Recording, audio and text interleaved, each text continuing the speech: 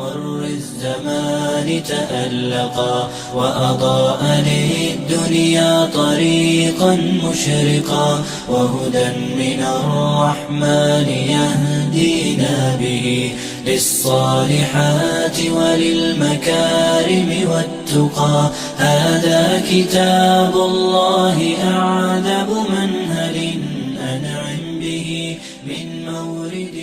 لمن استقى.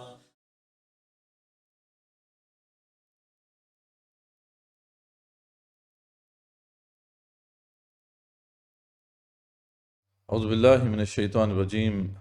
بسم اللہ الرحمن الرحیم یا ایہا الذین آمنوا ما لکم اذا قیل لکم انفروا فی سبیل اللہ اثاقلتم الی الارض ارضیتم بالحیاة الدنیا من الآخرہ فما متاع الحیاة الدنیا فی الآخرة الا قلیل. صدق اللہ العظیم. آج ہم نے آیت نمبر 38 سے آنورڈز جو ہے سورہ توبہ کا مطالعہ کرنا ہے. اس سے پہلے ہم سورہ توبہ کا ایک تفصیلی تعارف آپ کے سامنے رکھ چکے ہیں، اس کا تاریخی پس منظر بھی آپ کے سامنے رکھ چکے ہیں، اور جو پہلا اس کا مقام تھا، یعنی پہلا خطبہ تھا آیت نمبر 1 سے آیت نمبر 37 تک جو ہم نے سمجھا تھا، اس کا بھی ہم نے مطالعہ کر لیا ہے. جیسا کہ آپ کو یاد ہوگا کہ ہم نے پس منظر میں یہ واضح کیا تھا کہ جو پہلا خطبہ ہے 1 سے لے کے 37 یعنی 1 سے 37 تک کی جو آیات ہیں اس پر مشتمل ہے. یہ اس وقت نازل ہوا تھا جب 9 ہجری میں ذوالقعدہ کے مہینے میں رسول اکرم صلی اللہ علیہ وسلم نے ابو بکر صدیق دونوں کو جو ہے امیر حج بنا کر بھیج دیا تھا. اس کے بعد یہ آیات نازل ہوئیں اور آپ نے حضرت علی کو بھیجا رضی اللہ عنہ، جنہوں نے جا کر پھر یہ ان کی اجازت سے جو اعلان برات تھا اس کو سب کے سامنے پڑھ کے سنایا. یہ جو آیات تھیں یہ بعد میں نازل ہوئی تھیں. اب جو یہ جو خطبہ آ رہا ہے جو آیت نمبر 38 سے آنورڈ جو ہے چلے گا، یہ وہ خطبہ ہے جو اس وقت نازل ہوا تھا جب رسول اکرم صلی اللہ علیہ وسلم غزوہ تبوک کی تیاریاں کر رہے تھے. تو اس لیے وہ جو تفصیلی ہم نے بیک گراؤنڈ آپ کے سامنے رکھا ہے کہ وہ کیا حالات تھے جن میں پھر غزوہ تبوک کی طرف جو ہے معاملات آگے بڑھ گئے، وہ اب ضرور جو ہے اچھی طرح سمجھ لیں، کیونکہ اس کی طرف ریفرنس یہاں پہ ہمیں کئی دفعہ جو ہے کرنا پڑے گا، اس کی طرف ہمیں کئی دفعہ جو ہے ریفر کرنا پڑے گا. تو اب ہم باقاعدہ جو ہے اس کا مطالعہ کرتے ہیں. یہ جو ابھی آیات ہم پڑھیں گے آیت نمبر 38 سے لے کے 57 تک، اس میں غزوہ تبوک سے پہلے کے حالات پر ایک تبصرہ ہے. اہل ایمان کو جہاد فی سبیل اللہ کی پرزور دعوت دی گئی ہے اور منافقین کا طرز عمل جو ہے وہ واضح کیا گیا ہے. تو اب ہم جو ہے اس کا مطالعہ شروع کرتے ہیں.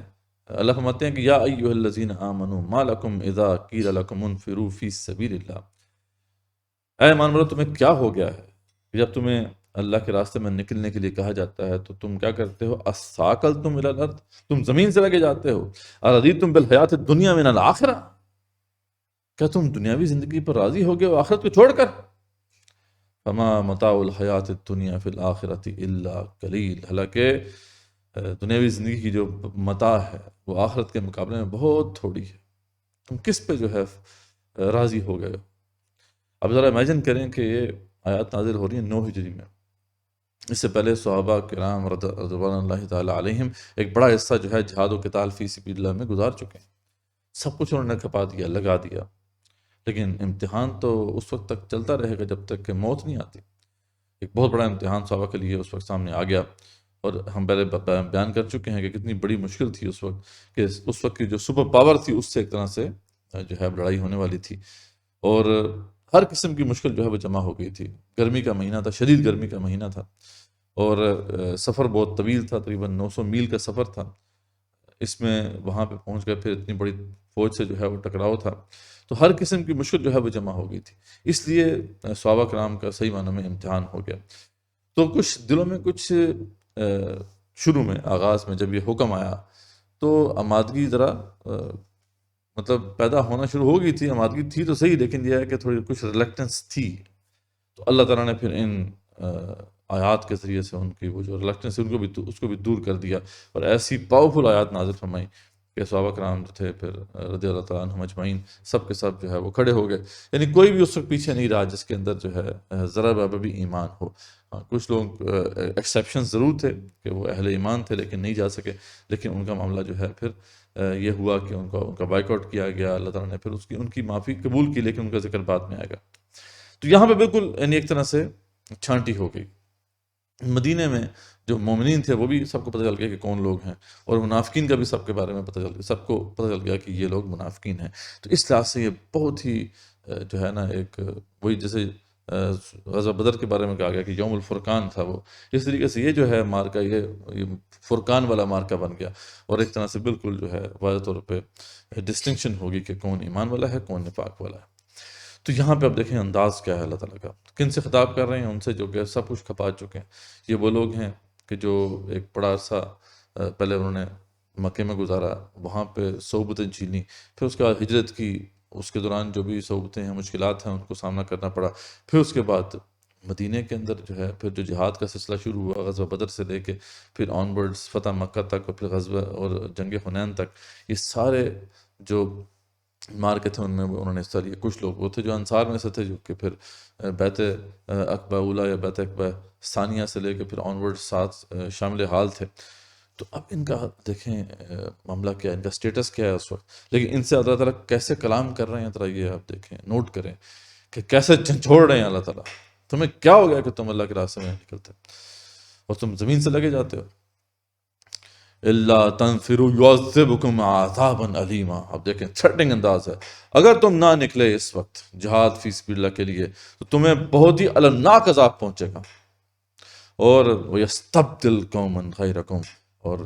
دوسری تھریٹ کیا ہے؟ اللہ تعالیٰ تمہیں دوسری قوم سے تبدیل کر دے گا، وَلَا تَضُرُّوهُ شَيْئًا، اور تم اس کا کچھ بھی جو ہے نقصان نہیں پہنچا سکتے۔ وَاللَّهُ عَلَىٰ كُلِّ شَيْءٍ قَدِيرٌ۔ یہ نہ کبھی سوچ لینا کہ تم جو ہے اللہ تعالیٰ کی ضرورت ہو، اللہ تعالیٰ کو تمہاری کوئی حاجت نہیں ہے، اللہ تعالیٰ ہر چیز پر قادر ہے۔ اس طرح آپ جھوڑ دیا اللہ تعالیٰ نے۔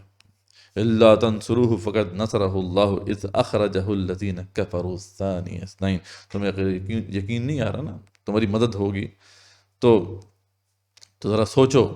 ٹھیک ہے، اس وقت بھی تمہاری اللہ تعالیٰ نے مدد کی تھی جب کوئی بھی تمہارے ساتھ نہیں تھا۔ رسول اکرم صلی اللہ علیہ وسلم تھے اور ان کے ساتھ پھر ان کے ساتھی۔ یہاں پہ بڑا خوبصورت انداز ہے، یعنی کہ دو میں سے دوسرا، یعنی جب جو ہے ثانی اثنین جو تھا اذ ہما فی الغار، جو غار میں موجود تھے، تو وہ کہہ رہے تھے اذ یقول لصاحبہ لا تحزن ان اللہ معنا، جو اپنے صاحب سے اپنے ساتھی سے کہہ رہے تھے کہ آپ گھبرائیے مت، آپ حزن نہ کیجیے، اللہ ہمارے ساتھ ہے۔ یہ رسول اکرم صلی اللہ علیہ وسلم ہے جو اپنے ساتھی ابو بکر صدیق رضی اللہ عنہ کو یہ کہہ رہے تھے کہ آپ پریشان مت ہوئیے، اللہ ہمارے ساتھ ہے۔ تو اللہ فرماتے ہیں کہ میں نے تو اپنے نبی کی، اپنے رسول کی اس وقت بھی مدد کی تھی جب تم میں سے کوئی بھی ان کے ساتھ نہیں تھا سوائے ایک ابو بکر صدیق رضی اللہ عنہ۔ تو اس لیے یہ نہ سمجھنا کہ تمہاری کوئی ضرورت ہے اللہ تعالیٰ کو، یہ تو سعادت کی بات ہے۔ اگر سمجھ لو اس بات کو تو ٹھیک ہے، تمہیں اجر ملے گا، تمہیں اعلیٰ ٹھکانہ ملے گا، لیکن اگر تم نہیں کرتے نا کچھ تو اللہ تعالیٰ کو کوئی نقصان تم نہیں پہنچا سکتے۔ تو اللہ فرماتے ہیں کہ اگر تم ان کی مدد نہیں کرو گے تو پھر اچھی طرح جان لو کہ اللہ تعالیٰ نے اپنے نبی کی اس وقت بھی مدد کی تھی جب ان کے ساتھ صرف ایک ابو بکر صدیق تھے۔ جب وہ پریشان ہوئے تو ان کے ساتھی نے ان سے کہا، رسول اکرم صلی اللہ علیہ وسلم نے ان سے کہا کہ آپ گھبرائیے مت، اللہ ہمارے ساتھ ہے۔ فانزل اللہ سکینتہ علیہ، تو پھر ہم نے اسی وقت بندوبست کر دیا تھا ان کے لیے۔ تو بس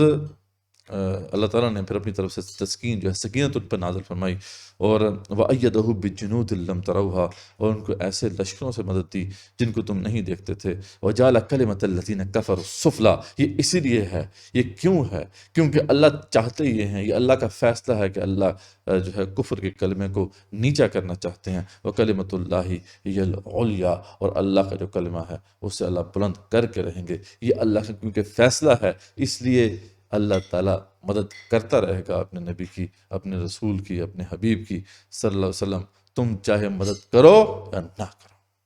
واللہ عزیز حکیم، اللہ تعالیٰ بہت طاقتور ہے، قدرت والا ہے، اور وہ بہت سب سے زیادہ جو ہے وہ حکیم ہے۔ یعنی یہاں پہ ہمیشہ آپ دیکھیں گے جہاں پہ قدرت کا بیان ہوتا ہے نا وہاں پہ صفت عزیز بہت زیادہ آتی ہے کہ عزیز، اور لیکن جہاں پہ بھی صفت عزیز آئے گی وہاں صفت حکیم بھی ضرور رہے گی، کیونکہ اس کی بڑی ایک اہم کمبینیشن ہے اس کا۔ کیونکہ ایک اتھارٹی اگر انلمیٹڈ پاور کسی کے پاس آ جائے نا، انلمیٹڈ اتھارٹی آ جائے، تو وہاں اگر وزڈم نہیں ہوگا تو پھر ظلم ہوگا۔ اللہ رب العزت کا معاملہ یہ ہے کہ اس کے پاس الٹیمیٹ اتھارٹی ہے، اس کے پاس الٹیمیٹ پاور ہے، لیکن یہ ہے کہ وہ کرپٹ نہیں ہوتی وہ پاور، کیونکہ اس کے پاس الٹیمیٹ وزڈم بھی ہے۔ دنیا میں یہ ہوتا ہے نا کہ power tends to corrupt and absolute power corrupts absolutely. وہ لارڈ ایکٹن کا جو قول تھا بڑا مشہور ہے پولیٹیکل سائنس کے اندر، تو بات صحیح ہے کہ جتنی پاور جو ہے وہ ایک جگہ پہ مرتکز ہوگی اتنے زیادہ چانسز ہیں کہ وہ کرپٹ ہو جائے گی، ٹھیک ہے۔ لیکن اللہ کے ہاں معاملہ یہ نہیں ہے، کیونکہ اللہ تعالیٰ الٹیمیٹ پاور رکھتے ہیں، لیکن یہ ہے کہ وہ الٹیمیٹ وزڈم بھی رکھتے ہیں۔ تو اس لیے ہم دیکھتے ہیں کہ جہاں پہ بھی اللہ کی قدرت کا بیان ہو، جہاں پہ اللہ تعالیٰ نے بتانا ہو کہ اللہ پاورفل ہے، وہاں صفت عزیز ضرور آتی ہے، اور صفت عزیز جہاں آتی ہے وہاں صفت حکیم بھی آپ دیکھیں گے کہ ضرور آئے گی۔ تو اللہ فرماتے ہیں کہ واللہ عزیز حکیم، اللہ تعالیٰ قدرت والے ہیں اور حکیم ہیں۔ تو یعنی آپ دیکھیں کہ اس خطبے سے یعنی ان آیات کے ساتھ جو ہے یہ خطبہ جو ہے وہ اس کا آغاز ہوتا ہے۔ اللہ فرماتے ہیں انفروا خفافا وثقالا، اس لیے نکل کھڑے ہو، چاہے ہلکے ہو یا بوجھل ہو، چاہے بوڑھے ہو یا جوان ہو، چاہے تم تندرست ہو چاہے بیمار ہو، ہر حالت میں اب تمہیں نکلنا ہو۔ انفروا خفافا وثقالا وجاہدوا باموالکم وانفسکم فی سبیل اللہ، اور جہاد کرو اللہ کے راستے میں اپنے مالوں سے اپنی جانوں سے، ذالکم خیر لکم، یہ تمہارے لیے بہت بہتر ہے، ان کنتم تعلمون، اگر تم سمجھ رکھتے ہو تو۔ اب یہ جو آیت تھی آپ امیجن کر سکتے ہیں کہ صحابہ کے اوپر پھر کیا اس کا امپیکٹ ہوا ہوگا رضی اللہ عنہم اجمعین۔ وہ ہمارے طرح تھوڑی تھے کہ قرآن کی بس ان آیات کو پڑھ لیا اور بس اس کے بعد سمجھ کے جو ہے اس کے بعد آرام سے جو ہے ہم لمبی تان کے سو گئے۔ صحابہ کرام ایسے نہیں تھے، جب قرآن کی کسی آیت کو وہ پڑھتے تھے تو پھر ان کے اوپر کب کبھی طاری ہو جاتی تھی، وہ ہر وقت سوچتے رہتے تھے کہ کیا ہم ان تقاضوں کے اوپر پورا اتر بھی رہے ہیں یا نہیں۔ تو ذرا امیجن کریں کہ انفروا خفافا وثقالا کیا امپیکٹ ہوا ہوگا۔ اور یہ ایسی آیت ہے جس نے کئی ایسے صحابہ ہیں جن کے واقعات ملتے ہیں کہ ان کو کبھی چین سے نہیں بیٹھنے دیا۔ اس آیت کے نزول کے بعد صحابہ کے اندر ایک بڑا گروہ ایسا تھا رضوان اللہ تعالیٰ علیہم، جو یہ سمجھتے تھے کہ اب تو ہر حالت میں ہمیں اب جہاد کرنا ہے، چاہے ہم جس کنڈیشن میں بھی ہوں۔ اس وجہ سے ابن کثیر رحمۃ اللہ علیہ نے جو اس کا باب باندھا ہے وہ پڑھنے والا ہے، اب وہ اس کا ٹائٹل یہ ہے جہاد ہر مسلمان پر فرض ہے۔ اور آگے جو لکھتے ہیں کہتے ہیں کہ سورہ برات میں ہی آیت پہلے اتری، اس میں ہے کہ غزوہ تبوک کے لیے تمام مسلمانوں کو ہادی رسول صلی اللہ علیہ وسلم کے ہمراہ نکل کھڑے ہونا چاہیے۔ اہل کتاب رومیوں سے جہاد کے لیے تمام مومنوں کو چلنا چاہیے، خواہ دل مانے یا نہ مانے، خواہ آسانی نظر آئے یا طبیعت پر گراں گزرے۔ ذکر ہو رہا تھا کہ کوئی بڑھاپے کا کوئی بیماری کا عذر کر دے تو یہ آیت اتری، یعنی اس وقت کوئی مطلب بوڑھا ہے کوئی بیمار ہے تو کیا اس کے لیے اللہ نے کہا جانا ہوگا، جس حالت میں بھی ہو تمہیں نکلنا ہوگا۔ بوڑھے جوان سب کو پیغمبر کا ساتھ دینے کا عام حکم ہوا، کسی کا کوئی عذر نہ چلے گا۔ اب اس پہ ابن کثیر جو ہے کچھ بزرگ صحابیوں کا ذکر کر رہے ہیں رضی اللہ عنہم اجمعین، کہ ان کے اوپر اس کا اثر کتنا زیادہ ہوا، وہ ساری زندگی ان کے اوپر امپیکٹ رہا۔ ایک جو ہے بڑے مشہور صحابی حضرت ابو طلحہ رضی اللہ عنہ نے اس آیت کی یہی تفسیر کی اور اس حکم کی تعمیل میں سرزمین شام میں چلے گئے، عیسائیوں سے جہاد کیا، یہاں تک کہ جان بخشنے والے اللہ کو سپرد کر دی رضی اللہ عنہ و ارضا۔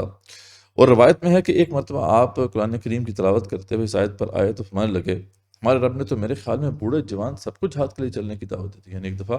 وہ کافی ایج ہو گئی تھی ان کی، تو وہ قرآن پڑھ رہے تھے، تو اس آیت پر جب پہنچے تو اچانک وہ رک گئے، کہتے ہیں کہ اس میں تو ہر بوڑھے جوان سب کو نکلنے کا حکم دے دیا اللہ تعالیٰ۔ تو انہوں نے فوراً جو ہے اپنے بچوں کو بلایا سب کو اور کہا کہ جی میرے لیے سامان تیار کرو، میں جو ہے اس وقت شام کے علاقے میں جہاد چل رہا تھا، انہوں نے کہا کہ شام کے علاقے میں جا رہا ہوں جہاد کریے۔ تو ان کے جو بیٹے تھے انہوں نے کہا بچی آپ وسلم تو ساری زندگی جو ہے وہ جہاد کرتے رہے، آپ نے رسول وسلم کے ساتھ ہو کے جہاد کیا، پھر خلافت صدیقی میں آپ مجاہدین کے ساتھ رہے، خلافت فاروقی میں آپ اپنی تلوار کے جوہر دکھاتے رہے، تو اب ہمارا موقع ہے، اب ہمارا وقت آ گیا ہے کہ ہمیں موقع دیں۔ تو انہوں نے نہیں مانا، انہوں نے کہا کہ یہ آیت مجھے بیٹھنے نہیں دیتی ہے، انفروا خفافا وثقالا اللہ کہہ رہے ہیں،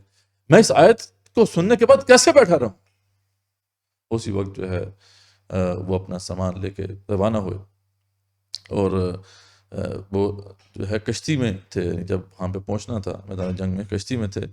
راستے میں جو ہے ان کی وفات ہو گئی۔ تو یعنی دیکھیں جذبہ کتنا تھا، اس آیت نے ان کے اوپر کیا امپیکٹ ڈالا تھا۔ ایک اور واقعہ جو ہے ابن کثیر کوٹ کرتے ہیں کہ حضرت یہ تھے ابو راشد حرانی،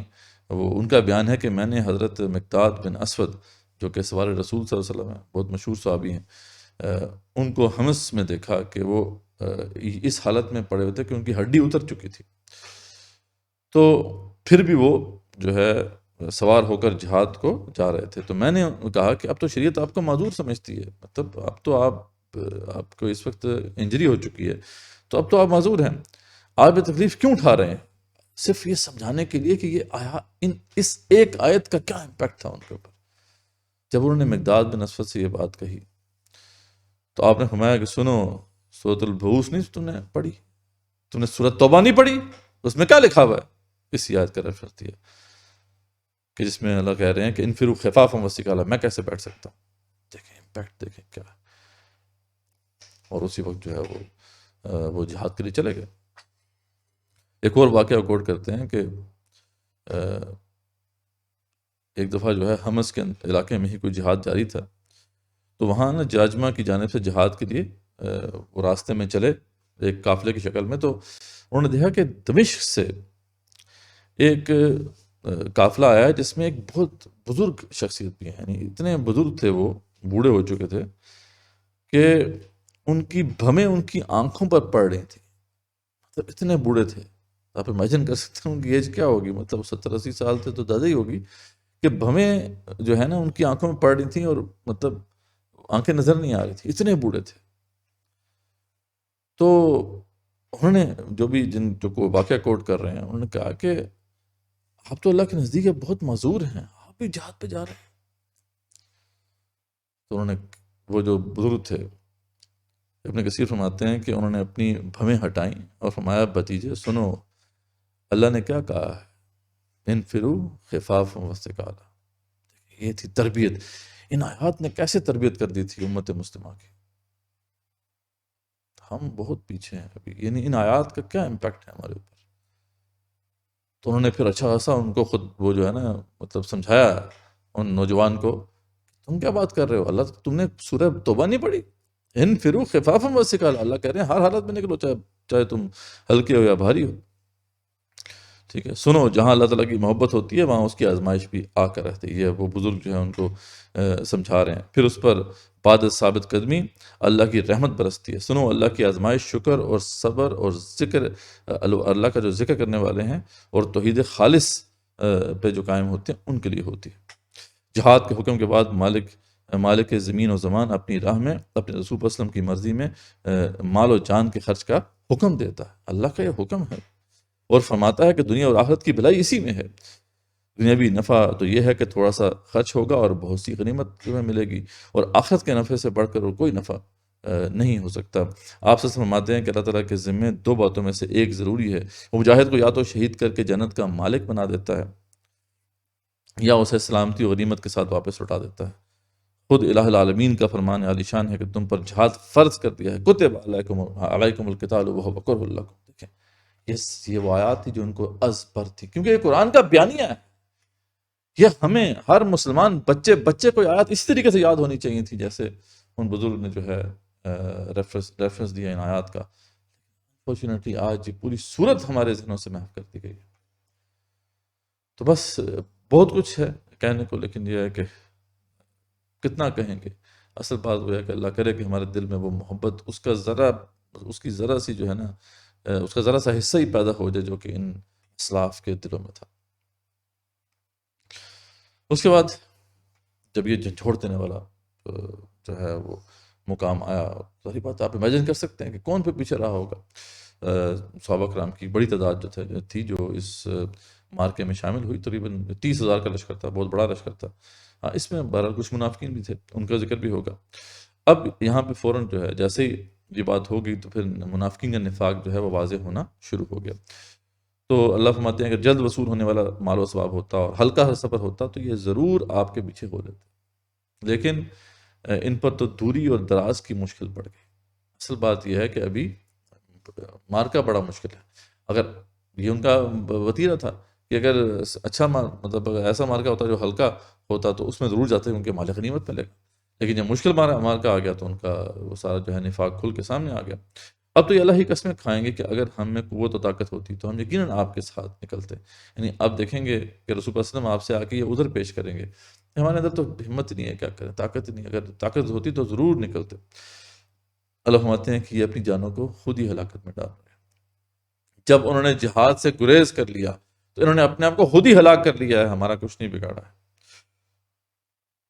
ان کا جھوٹا ہونے کا سچا علم صرف اللہ کو ہے۔ اللہ فرماتے ہیں اللہ آپ کو معاف فرمائے، آپ نے انہیں کیوں اجازت دے دی؟ یعنی آپ بھی بڑے مطلب یہ ہے کہ بڑا خوبصورت انداز ہے اپنے حبیب سے بات کرنے کا، کہ آپ بھی بس جو ہے نا بہت ہی نرم ہے۔ آپ نے بھی مطلب جو بھی آ کے اس طرح عذر پیش کر رہا ہے آپ اس کی فیس ویلیو کو اس کو ایکسیپٹ کر رہے ہیں۔ کم سے کم کچھ تھوڑی بہت انٹروگیشن تو کریں، دیکھیں تو صحیح کہ واقعی وہ بندہ سچ کہہ رہا ہے جھوٹ بول رہا ہے۔ تو اللہ آپ کو معاف کرے کہ آپ نے انہیں کیوں اجازت دے دی، بغیر اس کے کہ آپ کے سامنے جو ہے سچے لوگ کھل جائیں اور جو جھوٹے لوگ ہیں ان کو بھی آپ جان لیں۔ کچھ نہ کچھ تو آپ سوال کریں، لیکن آپ کا جو معاملہ تھا کہ آپ زیادہ سوال نہیں کرتے تھے۔ کسی نے آ کے کہہ دیا جی میرا کوئی مسئلہ ہے، میری بیوی بیمار ہے، میرا فلاں مسئلہ ہے، فلانا مسئلہ ہے، آپ اس کو ایسے ایکسیپٹ کر لیتے تھے اور بس ٹھیک ہے، اور بات کو جانے دیتے تھے۔ تو اللہ تعالیٰ نے تھوڑا کہا کہ آپ تھوڑا ان کو پوچھ گچھ تو کر لیں۔ پھر اللہ فرماتے ہیں کہ لا یستأذنک الذین یؤمنون باللہ والیوم الآخر، اور رسول اللہ علیہ وسلم آپ سے کبھی بھی وہ اجازت نہیں مانگیں گے جہاد سے پیچھے رہنے کی جو ایمان رکھتے ہیں اور اللہ اور آخرت کے دن پر۔ ایمان ہے تو جہاد ہے، ہم نے بار بار کہا ہے، ایمان ہے تو جہاد ہے، ایمان نہیں ہے تو پھر جہاد بھی نہیں ہے۔ اس طرح وائس ورسا، جہاد نہیں ہے تو پھر ایمان ہے ہی نہیں، جہاد نہیں ہے تو ایمان ہو ہی نہیں سکتا۔ تو اللہ فرماتے ہیں کہ یہ کبھی بھی اجازت طلب نہیں کریں گے آپ سے وہ جو اللہ اور آخرت کے دن کو مانتے ہیں، ان یجاہدوا باموالہم وانفسہم، کہ وہ جہاد جو انہوں نے کرنا ہے مال و جان سے، اس سے وہ پیچھے رہ جائیں۔ واللہ علیم بالمتقین، اللہ تعالیٰ ایسے متقیوں کو اچھی طرح جانتا ہے۔ انما یستأذنک الذین لا یؤمنون باللہ والیوم الآخر، بے شک بات تو صرف یہی ہے کہ آپ سے تو وہی اجازت طلب کریں گے کہ جو نہیں مان لاتے اللہ تعالیٰ پر اور نہیں مان لاتے آخرت کے دن پر۔ ورتابت قلوبہم، ان کے دلوں میں شکوک ہیں، فہم فی ریبہم یترددون، اور وہ اپنی انہی شکوک میں چلے جا رہے ہیں، بس وہ شکوک کو دور نہیں کر رہے، یقین اور کنوکشن کی دولت سے یہ مالا مال نہیں ہیں، ڈاؤٹس ہیں ان کے اندر۔ تو یہ ہے معاملہ جو منافقین کا جو ہے اللہ نے کھول کے بیان کر دیا۔ تو اللہ فرماتے ہیں اگر ان کا ارادہ جہاد کے لیے نکلنے کا ہوتا تو وہ اس سفر کے لیے سامان کی تیاری تو کر رکھتے۔ مطلب اگر واقعی وہ سیریس ہوتے کہ جی جانا ہے جہاد کے لیے اور بالکل عین وقت پر کوئی ایسی مشکل آ گئی، تو بات سمجھ میں آتی ہے، ہو بھی سکتا ہے ایسا کوئی، مطلب عین ٹائم پہ کوئی مشکل آ سکتی ہے، لیکن کم سے کم تیاری تو کی ہوتی ہے انہوں نے، کوئی اپنے ہمسایوں کو بتایا ہوتا، کوئی اپنی بیوی بچوں کو بتایا ہوتا، کچھ پلاننگ کی ہوتی، کچھ بھی نہیں کیا ہوا انہوں نے، اور عین وقت میں آ کے جھوٹے بہانے بنا رہے ہیں کہ جی ہمارے پاس تو جانے کے لیے جو ہے ہمت نہیں ہے۔ تو اگر انہوں نے جانا ہوتا تو کچھ تیاری تو کر کے رکھتے، لیکن اللہ کو ان کا اٹھنا ہی پسند نہ تھا۔ یہ ہے اصل بات۔ یہ منافقین یہ سمجھ رہے ہیں، یہ منافقین یہ سمجھ رہے ہیں کہ ہم نے اپنی جان بخشی کروا لی، ہم بچ گئے، ٹھیک ہے، مشکل میں پڑنے سے بچ گئے، لیکن یہ نہیں سمجھ رہے کہ وہ جو ایک اور پلین بھی ہے، وہ جو اللہ رب العزت کی جو سمجھ لیں کہ اللہ رب العزت کا ریلم ہے، اس کے اندر تو یہ طے ہو گیا ہے کہ اللہ نے ان کو اس قابل ہی نہیں سمجھا کہ یہ ساتھ جائیں۔ اللہ سبحانہ وتعالیٰ has rejected them۔ یہ ہے اصل بات جو کہ ہلا دینے والی ہے۔ اس لیے آج اگر اللہ کا دین مغلوب ہے اور اس کے لیے کوئی جدوجہد نہیں کر رہا تو یہ اسے خوش نہیں ہونا چاہیے کہ وہ جناب بچ گیا، وہ اس طرح کے کاموں سے جو ہے دور ہی رہتا ہے، ٹھیک ہے۔ آج کل تو اسی کو سمجھا جاتا ہے نا کہ سمجھدار آدمی وہ ہے کہ اس طرح کے کاموں میں نہیں پڑتا، ٹھیک ہے۔ تو اصل بات یہ نہیں ہے، اصل بات یہ ہے کہ اللہ رب العزت نے ان کا اٹھنا ہی پسند نہیں کیا۔ اللہ سبحانہ وتعالیٰ has rejected them، یہ ان کو اس بات کا احساس نہیں ہے، اور اللہ نے ان کے لیے طے کر دیا کہ تم بیٹھنے والوں کے ساتھ بیٹھے ہی رہو، تم یہیں بیٹھے رہو گے، تم نے کام کے لیے یعنی جہاد کے لیے آگے نہیں بڑھنا۔ تو یہ سعادت کی بات ہے جی، اللہ کے دین کے لیے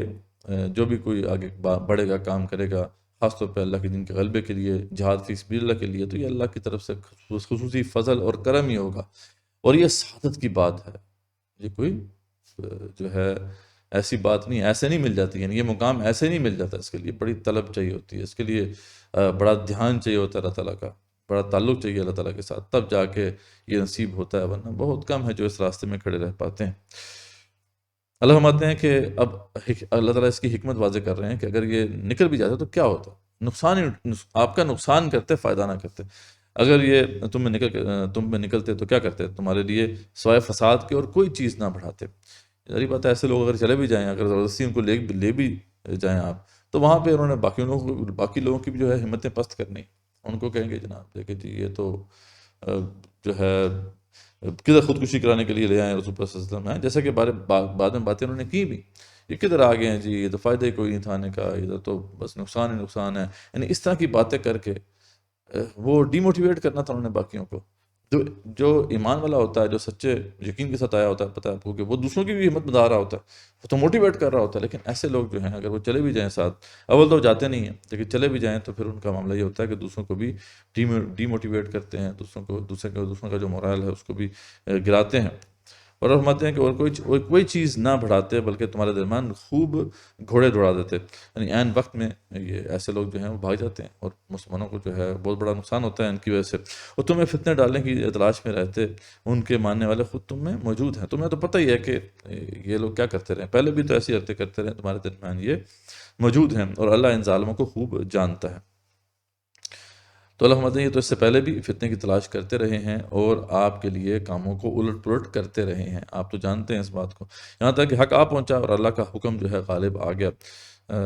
مطلب فتح مکہ ہو گئی، مسلمانوں کو تمکن مل گیا۔ اس سے پہلے بھی انہوں نے غزوہ احد میں کیا کیا، اور اس سے پہلے بھی جو ہے ان کا جو رول ہے وہ آپ کے سامنے ہی ہے، لیکن یہ اسی حالت میں جو ہے کام کرتے رہے۔ ان میں سے کوئی تو کہتا ہے کہ مجھے اجازت دیجیے، مجھے فتنے میں نہ ڈالیے، یعنی یہ بات اللہ کو بہت بری لگی۔ ایک صاحب تھے جن کے بارے میں مفسرین نے لکھا ہے، جن کا نام جد بن قیس تھا۔ جد بن قیس نے آ کے بڑی ایک عجیب طریقے سے جو ہے نا وہ عذر پیش کیا، انہوں نے کہا جی کہ میں بالکل جانے کے لیے تیار ہوں، اور کوئی مسئلہ نہیں ہے، بالکل میں جو ہے وہ جہاد و قتال فی سبیل اللہ کے لیے اپنا مال و جان صرف کرنے کے لیے تیار ہوں، لیکن میں نے سنا ہے کہ رومی عورتیں بڑی خوبصورت ہوتی ہیں، تو ایسا نہ ہو کہ میں وہاں جا کے فتنے میں پڑ جاؤں، مجھے ذرا آپ اس لیے معاف کر دیں اس مطلب۔ تو جب اس نے یہ بات کہی تو اللہ تعالیٰ نے اس کے جواب میں کہا کہ یہ کہتے ہیں کہ مجھے اجازت دیجیے، مجھے فتنے میں نہ ڈالیے، تو آگاہ رہو کہ فتنے میں تو تم پڑ چکے، یعنی فتنے میں تو یہ پڑ چکے ہیں۔ جب یہ اس طرح کا عذر پیش کر رہے ہیں یہ لوگ، تو یہ فتنے میں تو پڑ چکے ہیں، ان کو پتہ نہیں ہے یقیناً دوزخ کافروں کو کھیل لینے والی ہے، یعنی ایسے کافروں کو جو ہے پھر دوزخ کھیل لینے والی ہے۔ تو یہ ہے جی، ابھی ہم نے جو ہے تقریباً پہلی جو کچھ آیات ہیں اس والا سے دیکھی ہیں، یہ خطبہ جاری ہے۔ آگے اللہ فرماتے ہیں کہ آپ کو اگر کوئی بھائی مل جائے تو انہیں برا لگتا ہے، کوئی برائی پہنچے تو یہ کہتے ہیں کہ ہم نے تو اپنا معاملہ پہلے ہی درست کر لیا، یعنی یہ ان کا جو ہے طرز عمل تھا کہ جب بھی کوئی بھلائی مل جاتی تو ان کو بڑا برا لگتا ہے۔ رسول اللہ صلی اللہ علیہ وسلم جو ہیں ان کو کوئی فتح ہو گیا کسی علاقے میں، یا ان کی کسی بھی معاملے میں جو ہے ان کو کوئی فائدہ ہو گیا ہے، تو ان کو دل میں کڑن پیدا ہوتی تھی۔ اب یہ نفاق کی اگلی سٹیج ہے، یعنی پہلی سٹیج یہ ہوتی ہے کہ ایک شخص جو ہے وہ جھوٹے بہانے بناتا ہے، پھر کچھ وہ دیر گزرتی ہے کہ اس کے جھوٹے بہانے چل جاتے ہیں، لیکن اگر وہ اسی کمیونٹی میں ہے جس میں یہ جو فریضہ ہے جہاد و قتال فی سبیل اللہ کا، اس پہ لوگ جو عمل پیرا ہو رہے ہیں، تو پھر اس کا جھوٹ جو ہے وہ ایکسپوز ہونا شروع ہو جاتا ہے، تو پھر اس کو اب جھوٹی قسمیں کھانا پڑتی ہیں، جیسا کہ ذکر ہوا، تو وہ جھوٹی قسمیں کھانا شروع کر دیتا ہے ایسا شخص۔ پھر بھی اگر کچھ دیر گزرتی ہے تو اس کا یہ جھوٹ بھی پکڑا جاتا ہے، یہاں تک کہ پھر وہ جو ہے اس حکم کا ہی انکار کر دیتا ہے جی۔ اس سے اگلا مرحلہ جو ہے وہ بڑا ہی پھر گھناؤنا ہے، یعنی ایک بندہ جب انکار ہی کر دیتا ہے اور وہ جہاد و قتال فی سبیل اللہ سے اپنا جو ہے وہ دامن چھڑا لیتا ہے، تو اب اس کے بعد پھر اس کے دل میں نا نفرت پیدا ہو جاتی ہے ان لوگوں کے لیے یا اس کانسیپٹ کے لیے، کیونکہ اس کانسیپٹ کی وجہ سے یا اس فریضے کی وجہ سے وہ ایکسپوز ہوا، اور اس کی جو عزت تھی، اس کا مقام تھا معاشرے میں، وہ گر گیا۔ تو اس لیے اسے اس کانسیپٹ سے بھی نفرت ہو جاتی ہے، اور وہ لوگ جو یہ کام کر رہے ہیں ان سے بھی نفرت ہو جاتی ہے۔ اور ظاہری بات ہے اس میں رسول اکرم صلی اللہ علیہ وسلم سرفہرست تھے، تو سب سے پہلے تو ان سے جو ہے دشمنی دل میں پیدا ہونی تھی، اور پھر باقی جو صحابہ تھے ان سے بھی ایک دشمنی ان کے دل میں پیدا ہوگی، اور پھر بعد میں جو ہے ایسے شخص ان لوگوں کا مذاق بھی اڑانا شروع کر دیتا ہے۔ تو وہ ساری سٹیجز اب یہاں پہ کھولی جا رہی ہیں۔ تو اب ہمارے کہ اگر آپ کو کوئی اچھائی پہنچے تو ان کو برا لگتا ہے، اور کوئی برائی پہنچ جائے تو یہ کہتے ہیں کہ ہم نے تو اپنا معاملہ پہلے ہی جو ہے درست کر لیا تھا، یعنی اگر مسلمانوں کو کوئی جو ہے شکست ہوگی، کوئی مسلمانوں کو لاس ہو گیا تو یہ بڑے خوش ہوتے ہیں کہ ہم نے تو پہلے ہی اپنا جو ہے اپنے آپ کو بچا لیا تھا، اور پھر بڑے اتراتے ہوئے جو ہے وہ لوٹتے ہیں۔ تو آپ کہہ دیجئے کہ ہمیں سوائے اللہ کے ہمارے حق میں لکھے ہوئے کہ کوئی چیز پہنچ ہی نہیں سکتی، تم کس بات کا انتظار کر رہے ہو ہمارے بارے میں؟ یعنی ہمیں اللہ کے راستے میں یا تو فتح ہوگی یا پھر ہمیں شکست سے دوچار ہونا پڑے گا، دونوں صورتوں میں ہمارے لیے ون ون سچویشن، ٹھیک ہے۔ ایک مرد مومن کے لیے جو ہے وہ تو لاس کی حالت تو ہے ہی نہیں، اگر وہ شکست ہو گئی اور ایک مسلمان جو ہے اسے جان سے ہاتھ دھونا پڑا تب بھی اس سے بڑی سعادت اور کیا ہے، ٹھیک ہے۔ اگر شکست کی صورت میں کوئی مشکل سے گزرنا پڑا تو اس پہ بھی اللہ کی طرف سے اجر اور ثواب ہے۔ تو اللہ فرماتے ہیں کہ آپ انہیں بتا دیں کہ تم ہمارے بارے میں کن چیزوں کا انتظار کر رہے ہو، ٹھیک ہے۔ وہ تو ہمارا کارساز و مولا ہے ہر حالت میں، تو مومنوں کو تو اللہ تعالیٰ کی ذات پاک پر ہی بھروسہ کرنا چاہیے، اللہ تعالیٰ فرماتے ہیں۔ پھر آپ فرماتے ہیں کہہ دیجئے کہ تم ہمارے بارے میں جس چیز کا انتظار کر رہے ہو وہ دو بھلائیوں میں سے ایک ہے نا، ٹھیک ہے، یا تو ہمیں فتح مل جائے گی یا پھر شہادت مل جائے گی، اور ہم تمہارے بارے میں جو تمہارے حق میں اس کا انتظار کرتے ہیں کہ یا تو اللہ تعالیٰ اپنے پاس سے کوئی سزا تمہیں دے گا یا ہمارے ہاتھوں تمہیں جو ہے وہ سزا ملے گی، یعنی تمہارا جو سینیریو ہے وہ لوز لوز سینیریو ہے، جبکہ ہمارا جو سینیریو ہے وہ ون ون سینیریو ہے۔ ہم ہار بھی گئے تب بھی اللہ تعالیٰ کی طرف سے ہمیں اجر ہی ملے گا، جیت گئے تو ظاہر بات ہے اجر ملنا ہی ملنا ہے۔ اور لیکن ہم تمہارے بارے میں کس بات کا انتظار کریں؟ تمہارے بارے میں یا تو یہ ہے کہ سزا ملے گی تمہیں اللہ کی طرف سے یا تمہیں سزا ملے گی ہمارے ہاتھوں سے، بس ایک طرف تم منتظر رہو، دوسری جانب تمہارے ساتھ ہم بھی اب منتظر ہیں، دیکھتے ہیں پھر کیا ہوتا ہے۔ تو اس کے بعد اللہ فرماتے ہیں کہ قل انفقوا طوعا او کرہا، انہیں بتا دیں رسول اللہ وسلم تم خوشی یا ناخوشی جس طرح بھی خرچ کرو گے، لن یتقبل منکم، تو ہرگز اسے قبول نہ کیا جائے گا۔ اب یہ بہت ہی ایک چونکا دینے والا مقام ہے، کیونکہ اکثر دل میں یہ خواہش پیدا ہوتی ہے آج بھی۔ اول تو یہ کہ جہاد و قتال فی سبیل اللہ کے لوگ قائل ہی نہیں ہیں، لیکن کوئی اگر قائل ہو ہی گیا یا آیات اس کے سامنے آ گئی ہیں اور اس کو سمجھ میں آ گئی ہیں تو پھر دل میں خواہش پیدا ہوتی ہے کہ یار اتنی ہمت تو ہے نہیں کہ ہم خود اپنی جان کھپائیں یا مال لگائیں، تو چلو اگر ہم مال دے دیں اس معاملے میں، ٹھیک ہے، یعنی جان کھپانا تو مشکل ہے، تو اگر ہم مال دے دیں تو کیا یہ قابل قبول ہے یا نہیں؟ یہ سوال اکثر لوگ پوچھتے بھی ہیں، سوال پیدا بھی ہوتا ہے ذہن میں۔ تو اب اللہ تعالیٰ ان کے بارے میں دیکھیں کیا فرما رہے ہیں، قل انفقوا طوعا او کرہا، رسول اللہ صلی اللہ علیہ وسلم انہیں بتا دیں تم خرچ کرو۔ اب دیکھیں طوعا تو بڑا مسئلہ خراب ہے نا پھر، کہ کراہت سے خرچ کرنا تو وہ تو قبول بالکل بھی نہیں ہوگا۔ سمجھ میں آتی ہے کوئی شخص اگر کراہت سے خرچ کر رہا ہے تو وہ کیسے قبول ہوگا؟ لیکن اللہ فرما رہے ہیں کہ اگر تم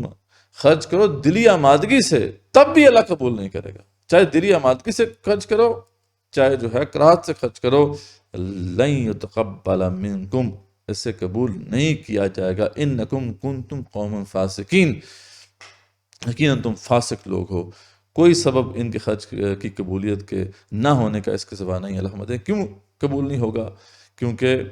یہ اللہ اس کے رسول صلی اللہ علیہ وسلم کے منکر ہیں اور بڑی کاہلی سے ہی نماز کی طرف آتے ہیں اور جو ہیں برے دل سے ہی خرچ کرتے ہیں، دل سے خرچ نہیں کرتے، تو ان کی جو قبولیت ہے ان کے مال کی وہ کیسے ہو سکتی ہے؟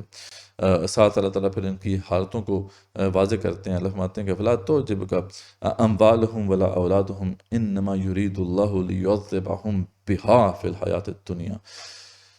اے رسول اللہ صلی اللہ علیہ وسلم آپ کو ان کے مال اور اولاد تعجب میں نہ ڈال دیں۔ ایسے بعض اوقات آپ کو لگتا ہے کہ ان کے مال اور جان جو ہیں ان کو دیکھ کر یا ان کے جو رہن سہن کو دیکھ کے آپ کو لگتا ہے کہ اللہ کا بڑا کرم ہے ان کے اوپر، یا صحابہ کرام کو بھی لگتا تھا، بڑے بڑے ویلاؤ تھے، بڑے بڑے جنگے تھے، بعض اوقات ان کو ایسا لگتا ہے دیکھ کر کہ یہ اللہ تعالیٰ کرم ہے ان کے اوپر۔ اللہ فرماتے ہیں کہ ایسی بات نہیں ہے، اللہ کا فیصلہ کیا ہے؟ اب یہ فیصلہ بڑا ہی جو ہے وہ ہلا دینے والا ہے۔ انما یرید اللہ، بے شک اللہ کا تو ارادہ یہ ہے، یہ جو اللہ تعالیٰ نے ان کو دیا ہے نا، مال اور اولاد میں کثرت دی ہوئی ہے، انما یرید اللہ لیعذبہم بہا فی الحیات الدنیا، کہ اللہ تعالیٰ ان کو ان کے ذریعے سے ہی عذاب دے اس دنیاوی زندگی میں، وتذہق انفسہم وہم کافرون، اور وہ یعنی اپنے آپ کو اس طریقے سے کھپا دیں کہ کفر کی حالت میں ہی ان کی موت ہو، ٹھیک ہے، یعنی کفر کی حالت میں ہی ان کی جانیں نکلیں۔ اس طریقے سے ہم نے ان کو مال اور جان کی جو کثرت دی ہے اس میں لگا دیا ہے۔ تو یہ دیکھیں بڑا ہلا دینے والا مقام ہے کہ یہ اللہ کی نعمتیں، اللہ تعالیٰ کی مال اگر کسی کو دے دیا اللہ تعالیٰ نے یا اولاد دے دی ہے تو نعمتیں ہیں، لیکن اگر جہاد فی سبیل اللہ نہیں ہے، اگر اللہ تعالیٰ کی اطاعت نہیں ہے، رسول صلی اللہ علیہ وسلم کی اطاعت نہیں ہے، تو اللہ تعالیٰ پھر انہی کے ذریعے سے پھر عذاب دیتا ہے، اور اس عذاب کی صورت یہ ہوتی ہے کہ اللہ تعالیٰ جو ہے ان لوگوں کو انہی میں کھپا کے رکھ دیتا ہے۔ وہ ہر وقت مال اور اولاد کی فکر میں لگ جاتے ہیں، یہاں تک کہ وہ آخرت بھول جاتے ہیں، یہاں تک کہ اپنا جو فرض ہے وہ بھول جاتے ہیں، اور جو ہے کفر کی حالت میں ان کی موت ہوتی ہے۔ اس سے بڑا عذاب اور کیا ہوگا؟ ہیں نعمتیں یہ سب، لیکن یہ عذاب کا ذریعہ بن جاتی ہیں۔ تو بہت ہی ایک عبرتناک جو ہے یہ مقام ہے۔ اس کے بعد اللہ فرماتے ہیں، اللہ ہی قسم کھا کھا کر کہتے ہیں کہ تمہاری جماعت کے لوگ ہیں، حالانکہ وہ دراصل تمہارے نہیں، بات صرف اتنی ہے کہ ڈرپوک لوگ ہیں۔ اگر یہ کوئی بچاؤ کی جگہ یا کوئی غار یا کوئی بھی سر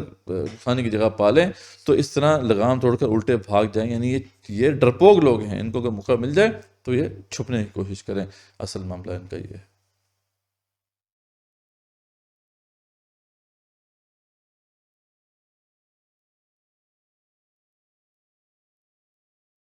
اس کے بعد اب آیت نمبر 58 سے لے کے پھر 93 تک کا یہ جو مقام ہے، اس میں منافقین کے الزامات جو تھے ان کا ذکر ہے، ان کی سازشوں کو بے نقاب کیا گیا ہے، دین کا جو مذاق اڑانا ان کا شیوہ تھا اس کو جو ہے ایکسپوز کیا گیا ہے۔ پھر یہ ذکر ہے کہ منافقین صرف مردوں میں نہیں ہیں بلکہ عورتوں میں بھی ہیں، اور بلکہ یہ منافق مرد اور منافق عورتیں ایک دوسرے کے ساتھ مل کے جو ہے دین کے خلاف جو ہے یہ اپنی اسٹرگل کرتے ہیں، اور ان مطلب منافق مردوں اور عورتوں کے برعکس جو ہے پھر مومن مرد اور عورتیں بھی ہیں۔ جیسے منافق مرد ہیں تو منافق عورتیں بھی ہیں، ایسے مومن مردوں کے ساتھ مومن عورتیں بھی ہیں، اور وہ بھی ایک دوسرے کے ساتھ مل کے دین حق کے لیے جو ہے وہ جدوجہد کرتے ہیں۔ اور پھر مرض نفاق کی ہلاکت خیزی واضح کی گئی ہے، اور اس کا جو برا انجام ہے اس کو واضح کیا گیا ہے۔ تو ہم اس کو دیکھتے ہیں۔ بالکل آغاز میں ہی ایک منافق کا ایک اعتراض تھا، اس کا جواب دیا گیا ہے۔ اللہ فرماتے ہیں کہ وَمِنْهُمْ مَنْ يَلْمِزُكَ فِي الصَّدَقَاتِ، ان میں سے وہ بھی ہیں جو صدقات کی تقسیم کے بارے میں آپ پر عیب رکھتے ہیں، یعنی آپ پہ اعتراض اٹھاتے ہیں۔ فَإِنْ عُوتُوا مِنْهَا رَضُوا، اگر آپ ان میں سے ان کو دے دیں اچھا، مطلب مال غنیمت جو ہے آیا ہے یا صدقات وغیرہ ہیں، ان میں سے اگر اچھا پورشن ان کو مل جائے تو بڑے راضی ہو جاتے ہیں۔ وَإِلَّمْ يُؤْتَوْا مِنْهَا، لیکن اگر وہ نہ ملے جو وہ چاہتے ہیں تو اِذَا هُمْ يَسْخَطُونَ، تو پھر یہ کیا کرتے ہیں، تو یہ جو ہے فوراً بگڑ کھڑے ہو جاتے ہیں، بگڑ کر جو ہے خلاف باتیں کرنا شروع کر دیتے ہیں۔ وَلَوْ أَنَّهُمْ رَضُوا مَا آتَاهُمُ اللَّهُ وَرَسُولُهُ، اگر یہ اس پہ راضی رہتے جو بھی ان کو اللہ نے اور اس کے رسول صلی اللہ علیہ وسلم نے عطا کیا ہے، وَقَالُوا حَسْبُنَا اللَّهُ، اور وہ یہی کہتے کہ اللہ ہمارے لیے کافی ہے، سَيُؤْتِينَ اللَّهُ مِن فَضْلِهِ وَرَسُولُهُ إِنَّا إِلَى اللَّهِ رَاغِبُونَ، تو پھر تو یہ مطلب ہم تو اللہ تعالیٰ کی نہیں، اگر یہ ایسا کرتے تو پھر ان کے لیے بہتر تھا، ٹھیک ہے، اور یہ کہتے کہ ہمیں جو اللہ تعالیٰ نے فضل سے دیا ہے اور اس کے رسول نے دیا ہے، ہم تو اللہ کی ذات سے ہی توقع رکھنے والے ہیں، ہم اس پر کافی ہیں، تو یہ ان کے لیے بہتر تھا، لیکن انہوں نے ایسا نہیں کیا اور انہوں نے جو ہے اعتراض کیا۔ اور یہ ایک اس پہ واقعہ بھی ہے، صحیح بخاری کی روایت موجود ہے، جس میں رسول اللہ صلی اللہ علیہ وسلم جو ہیں وہ ایک دفعہ اس طرح صدقات کی تقسیم کر رہے تھے، تو ایک شخص تھا ابن ذی الخویسرہ، یہ ابن ذی الخویسرہ جو ہے اس کے بارے میں آتا ہے کہ آپ صلی اللہ علیہ وسلم جب یہ کر رہے تھے تو اس نے ٹوکا اور کہا کہ اے دل یا محمد صلی اللہ علیہ وسلم۔ اس پہ رسول اکرم صلی اللہ علیہ وسلم نے غصے سے فرمایا کہ افسوس ہے تجھ پر، اگر میں ہی عدل نہیں کروں گا تو پھر اور کون کرے گا، میں اللہ کا رسول ہوں، تو میں ہی عدل نہیں کروں گا تو پھر اور کون کرے گا۔ وہ اس لیے آپ صلی اللہ علیہ وسلم نے اس طرح جواب دیا کیونکہ اس وقت تک یہ بات طے ہو چکی تھی کہ جو صدقات کی تقسیم ہے وہ کیسے ہونی ہے، تو اب اللہ کے رسول صلی اللہ علیہ وسلم جو ہے اپنے پاس سے اس میں کوئی دو نمبری تو کر نہیں سکتے معاذ اللہ. تو اس لیے یہاں پہ دوبارہ سے اس کو واضح کیا جا رہا ہے کہ وہ کیا رولنگ تھی اللہ کی طرف سے جو نازل ہو چکی تھی، کہ جو زکوٰۃ ہے، یعنی یہاں پہ ان صدقات کی بات ہو رہی ہے جو فرض صدقات ہیں، تو ان کے مصارف تو طے شدہ ہیں، وہ انہی کے مطابق جو ہے زکوٰۃ کو آپ خرچ کر سکتے ہیں. تو اللہ فرماتے ہیں صدقات سے فقیروں کے لیے ہیں، مسکینوں کے لیے ہیں، اور ان کے وصول کرنے والوں کے لیے، یعنی وہ جو بھی اگر درا ہوگا، اس کے جو کارندے ہوں گے جو کہ یہ کام سر انجام دیں گے، لوگوں سے زکوٰۃ وصول کریں گے، تو وہ ان کی جو پیز ہیں وہ بھی زکوٰۃ کے مال سے دی جا سکتی ہیں. اور ان کے لیے جن کے دل جو ہے پرچائے جائیں، یا تالیف قلب کے لیے جن کو جو ہے کچھ پیسہ دینا مقصود ہو، تو وہ بھی زکوٰۃ کے مال سے دیا جائے گا. اور گردن چھڑانے کے لیے اور قرض داروں کے لیے کہ ان کے قرض کو ادا کر دیا جائے. اور اللہ کی راہ میں جہاد کرنے کے لیے جو ایک بہت بڑا اس کا مصرف ہے، اور مسافروں کے لیے فرض ہے اللہ کی طرف سے یہ، اور اللہ علم اور حکمت والا ہے. اس میں باقی جو مصارف ہیں تو بالکل واضح ہیں. ہاں، ایک مصرف جس کو ہمیں بڑا واضح طور پہ سمجھنا ہے وہ ہے جہاد فی سبیل اللہ. یعنی جہاں بھی فی سبیل اللہ کی بات آئے گی تو یہ خاص مد ہے، اس کو کسی اور کام کے لیے نہیں لگایا جا سکتا. یعنی ہمارے ہاں یہ ڈسکشن ہے کہ جس فی سبیل اللہ کے راستے میں، اللہ کے راستے ہر چیز ہی اللہ کے راستے میں ہے، نہیں، یہاں پہ ٹرمنالوجیکل میننگ دیا جائے گا. یہاں پہ اللہ کے راستے سے مراد اللہ کی راہ میں جہاد کرنا، یا اللہ کے دین کے غلبے کے لیے جو سٹرگل ہو رہی ہے اس کے اندر مال کا کھپانا. تو یہ خاص مصرف ہے. اس کو جو ہے تمام جو بھی فقہا نے اسی معنوں میں لیا ہے، اس لیے اس کا کوئی اور میننگ دے دینا اس کو یہ درست نہیں ہوگا. اور دوسرا یہ ہے کہ تالیف قلب یہ ہوتا ہے کہ اگر جیسے آپ وسلم کیا کرتے تھے، کچھ تحائف وغیرہ دیتے تھے، یا کچھ مال وغیرہ جو ہے وہ دیتے تھے. ایسے لوگ جو ہیں جن کے بارے میں دو صورتیں ہو سکتی ہیں. یا تو یہ ہے کہ ان کے شر سے محفوظ رکھنا ہے، ٹھیک ہے، یعنی اگر آپ نے ڈپلومیٹیکلی آپ کو پتہ ہے کہ یہ کرنا پڑتا ہے، اگر کوئی تحفے تحائف دے دیے جائیں تو وہ اگلا بندہ oblige ہو جاتا ہے، اور پھر اس سے کچھ فوائد حاصل کیے جا سکتے ہیں، چاہے وہ مطلب اسلام کی طرف مائل نہ ہی ہو، لیکن یہ ہے کہ وہ کم سے کم جو ہے نیوٹرل بھی اگر ہو جاتا ہے اس کے ذریعے سے، تو پھر یہ بھی اس سے مسلمانوں کو فائدہ ہو سکتا ہے، مسلم کمیونٹی کو فائدہ ہو سکتا ہے.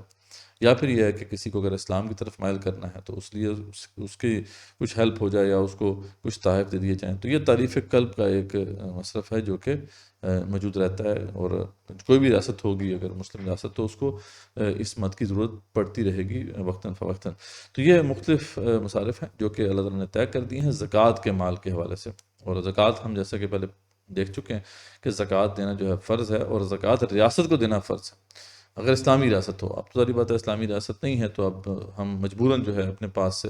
جس طرح بھی اسے غریبوں تک، مسکینوں تک، یا ان لوگوں تک پہنچا سکتے ہیں، تو یہ ہماری ذمہ داری ہے. لیکن جب اسلامی ریاست قائم ہو جائے تو پھر یہ ریاست کی ذمہ داری ہوتی ہے کہ وہ ان مصارف میں ان صدقات کو، یا یہ جو زکوٰۃ کا جو مال ہے اس کو کھپائیں. تو یہاں پہ ایک طرح سے اس کا جو اعتراض تھا اس منافق کا، اس کا جواب بھی دے دیا گیا، اور یہ سارے کے سارے جو مصارف تھے ان کو اچھی طریقے سے واضح کر دیا گیا تاکہ پھر کوئی اعتراض نہ اٹھا سکے. اس کے بعد اللہ فرماتے ہیں کہ میں تمہیں خوش کرنے کے لیے ہی تمہارے سامنے اللہ ہی قسمیں کھا جاتے ہیں، یعنی صرف خوش کرنے کے لیے، دل میں جو ہے کوئی آمادگی نہیں ہے. تو یہ منافقین کا طرز عمل تھا، بہت زیادہ جو ہے وہ قسمیں کھایا کرتے تھے. حالانکہ اگر یہ ایماندار ہوتے تو اللہ اس کا رسول رضامند کرنے کے زیادہ مستحق تھے، ٹھیک ہے. یعنی اگر صحیح معنوں میں ایماندار ہوتے تو اللہ کو خوش کرنے کی کوشش کرتے، یا رسول صلی اللہ علیہ وسلم کی جو ہے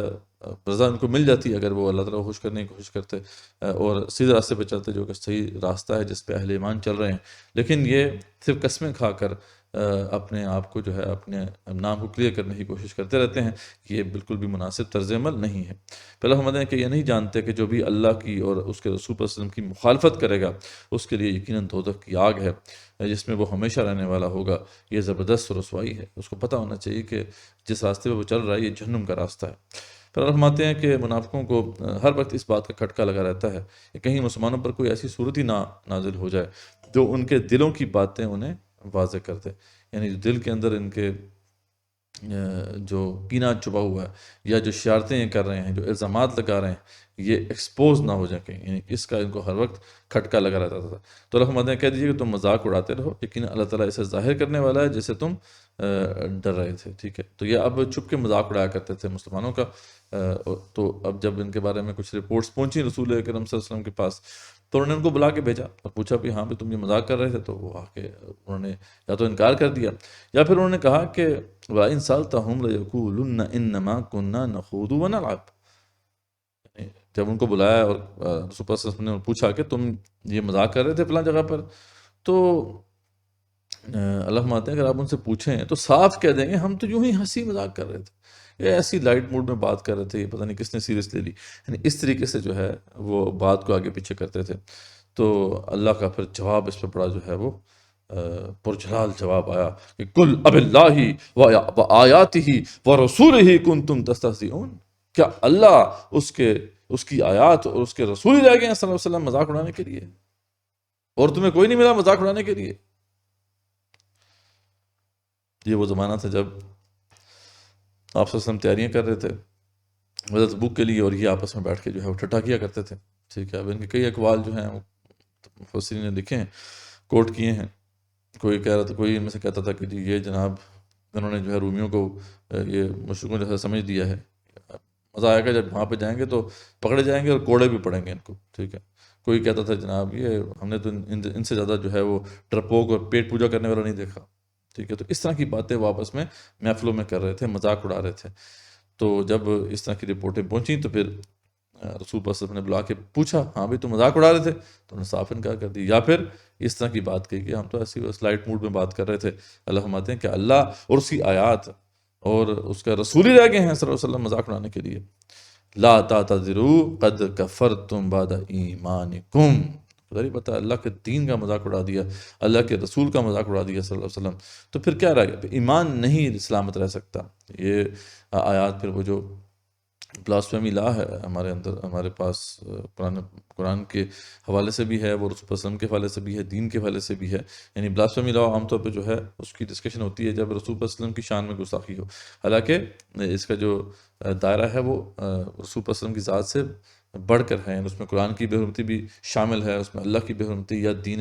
حق کی بے حرمتی بھی شامل ہے. اور یہ بالکل کفر ہے، یعنی ایسا کفر ہے جس پہ کوئی معافی بھی نہیں ہے. تو اس لیے اللہ فرما رہے ہیں کہ لا تعتذروا قد کفرتم بعد ایمانکم. دیکھو تم بہانے مت بناؤ، یقیناً تم اپنے ایمان لانے کے بعد کافر ہو چکے ہو. ان نعفو عن طائفۃ منکم، تو اللہ فرماتے ہیں اگر ہم تم میں سے کچھ لوگوں سے درگزر بھی کر لیں تو نعذب طائفۃ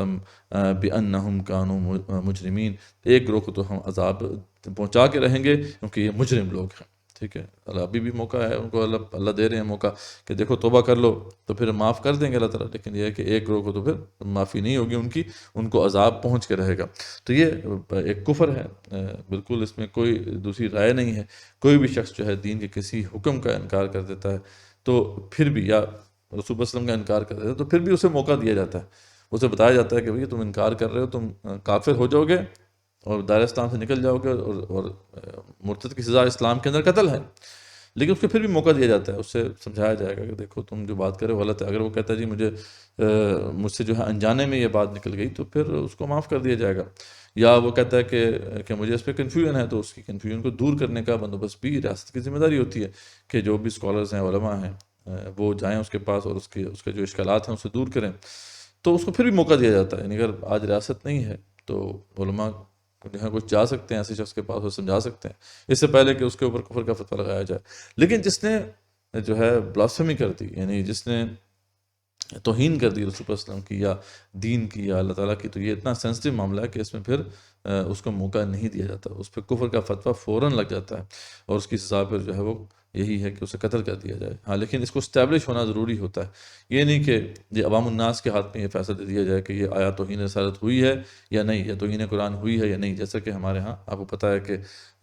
کئی ایسے کیسز سامنے آئے کہ ایک موب نے جو ہے اس طریقے سے ایک شخص کو قتل کر دیا. یہ چیز جو ہے اسٹیبلش ضرور ہونی چاہیے کسی کورٹ آف لاء میں، کوئی پروسیجر ہونا چاہیے. جیسے کہ ہمارے ہاں کورٹس کا معاملہ ہے تو یہ کورٹس میں ہی چیزیں اسٹیبلش ہونی چاہیے. لیکن اگر اسٹیبلش ہو جائے کہ ایک شخص نے جو ہے وہ توہین کی تھی تو بعد میں اگر وہ معافی بھی مانگتا ہے کہ جی مجھ سے غلطی ہو گئی تھی، تو اس کی معافی قبول نہیں ہوگی. یہ مسئلہ اتنا سینسٹیو ہے. تو یہ آیت اس حوالے سے نسخ خطی کی حیثیت رکھتی ہے. تو فرماتے ہیں تم جو منافق مرد اور عورت آپس میں ایک ہی ہو، یعنی ایک دوسرے کے ساتھی ہو. المنافقون والمنافقات بعضهم من بعض، ایک دوسرے کے ساتھ ایک دوسرے میں سے ہو، یعنی ایک دوسرے کے ساتھی ہو. یأمرون بالمنکر وینہون عن المعروف، تو تم حکم کرتے ہو، یعنی یہ جو ہے منافقین جو ہے یہ حکم کرتے ہیں منکر کا اور جو معروف ہے اس سے روکتے ہیں، الٹا کام کرتے ہیں. انسٹرکشنز یہ ہیں کہ امر بالمعروف کرنا ہے اور نہیں بالمنکر کرنا ہے، لیکن یہ معاملہ الٹا کرتے ہیں. وَيَقْبِضُونَ أَيْدِيَهُمْ، اور یہ لوگ جو ہیں یہ اللہ کو ذری بات ہے بھول گئے ہیں اور اپنی مٹھی بند رکھتے ہیں. ذری بات ہے ایک تو مال بھی خرچ نہیں کرتے، اور پھر اللہ فرماتے ہیں کہ نسوا اللہ فنسیہم، یہ اللہ کو بھول گئے ہیں، اللہ تعالیٰ ان کو بھول گیا ہے. تو ایک تو بخیل بھی ہیں، اپنا نہ مال کھپاتے ہیں نہ جان کھپاتے ہیں دین کے لیے، تو یہ منافقین کا ایک بہت بڑا وصف ہے. اور پھر یہ ہے کہ یہ اللہ کو بھول گئے تو اللہ تعالیٰ نے ان کو بھلا دیا. ان المنافقین هم الفاسقون، بے شک جو ہے یہ منافق یہی فاسق ہیں. وعد اللہ المنافقین والمنافقات والکفار نار جہنم خالدین فیہا، تو اللہ تعالیٰ کا وعدہ ہے منافق مردوں اور منافق عورتوں اور کافروں سے. یعنی یہاں دیکھیں یہ ہلا دینے والا معاملہ ہے کہ یہ کون لوگ ہیں، یہ منافقین، یہ کلمہ گو ہیں، یہ نماز پڑھتے ہیں، روزہ رکھتے ہیں، حج کرتے ہیں. ان کا جرم کیا تھا کہ یہ اس صف میں شامل ہو گئے؟ صرف ایک جرم تھا کہ جہاد و قتال فی سبیل اللہ سے پیچھے ہٹے، دین کی جو اہم ذمہ داری ہیں ان سے پیچھے ہٹے، یہاں تک کہ پھر ان کے دل میں نفاق آ گیا اور آہستہ آہستہ جو ہے اس مقام پہ اب آ گئے کہ ان کا انجام جو ہے وہ کافروں کے ساتھ ہوگا. تو اللہ ہمارے ہیں کہ اللہ کا وعدہ ہے ان منافق مردوں اور منافق عورتوں سے اور کافروں سے نارا جہنم خالدین فیہا، جو ہے جہنم کی آگ کا ان سے وعدہ ہے جو جہاں پہ یہ ہمیشہ رہیں گے. ہی حسبہم، یہی ان کے لیے کافی ہوگی. ولعنہم اللہ، اللہ کی لعنت ہے ان کے اوپر. ولہم عذاب مقیم، اور ان کے لیے ایسا عذاب ہوگا جو دائمی ہوگا. تو یہ ہے جی نفاق کی ہلاکت خیزی. یہ انسان کو اس مقام تک لے جاتا ہے مرض کہ جہاں پر اس کا انجام جو ہے پھر کافروں کے ساتھ ہوتا ہے. ایون دو کہ وہ کلمہ پڑھنے والا ہو، ایون دو کہ وہ نماز روزہ اور دیگر فرائض کی پابندی بھی کرنے والا ہو، لیکن یہ ہے کہ اگر ایک دین کی بڑی کوئی ذمہ داری کہ وہ چھوڑ دے، جیسا کہ جہاد فی سبیل اللہ کا معاملہ ہے، تو وہ یہاں تک پہنچ سکتا ہے. تو اللہ فرماتے ہیں مثل ان لوگوں کے جو تم سے پہلے تھے، تم میں سے وہ زیادہ قوت والے تھے. جیسے پہلے لوگوں کا معاملہ ہوا، ان کے ہاں بھی منافقین ہوا کرتے تھے اور وہ زیادہ قوت والے تھے، زیادہ مال اور اولاد والے تھے، بس وہ اپنا دینی حصہ برت گئے جو بھی برتنا تھا. پھر تم نے بھی اپنا حصہ برت دیا جیسے تم سے پہلے کے لوگوں نے اپنے حصے سے فائدہ اٹھایا، اور تم نے بھی اسی طرح بحث کی جیسے وہ بحث کرتے تھے، جیسے وہ نہیں مانتے تھے ہماری آیات کو، تم نے بھی نہیں مانا اور بحث کی الٹا، کہ انہوں نے جیسے کی تھی تم نے بھی ویسے کی اور تمہارا بھی پھر ویسے ہی انجام ہوا. ان کے اعمال دنیا اور آخرت میں غارت ہو گئے، تو تمہارے بھی اعمال غارت ہو گئے. یہی لوگ نقصان پانے والے ہیں. کیا انہیں اپنے سے پہلے لوگوں کی خبریں نہیں پہنچی؟ یعنی یہ جو سابقہ اقوام ہیں ان کا ذکر آ چکا ہے، ان کے اندر بھی وہ منافقین تھے، ان کے اندر بھی کفار تھے. آخرکار ان کا انجام کیا ہوا؟ تو قوم نوح، قوم عاد، ثمود اور قوم ابراہیم اور اہل مدین اور اہل مؤتفقات، ٹھیک ہے، وہ بستیاں جو الٹ گئی تھیں، ٹھیک ہے، الٹا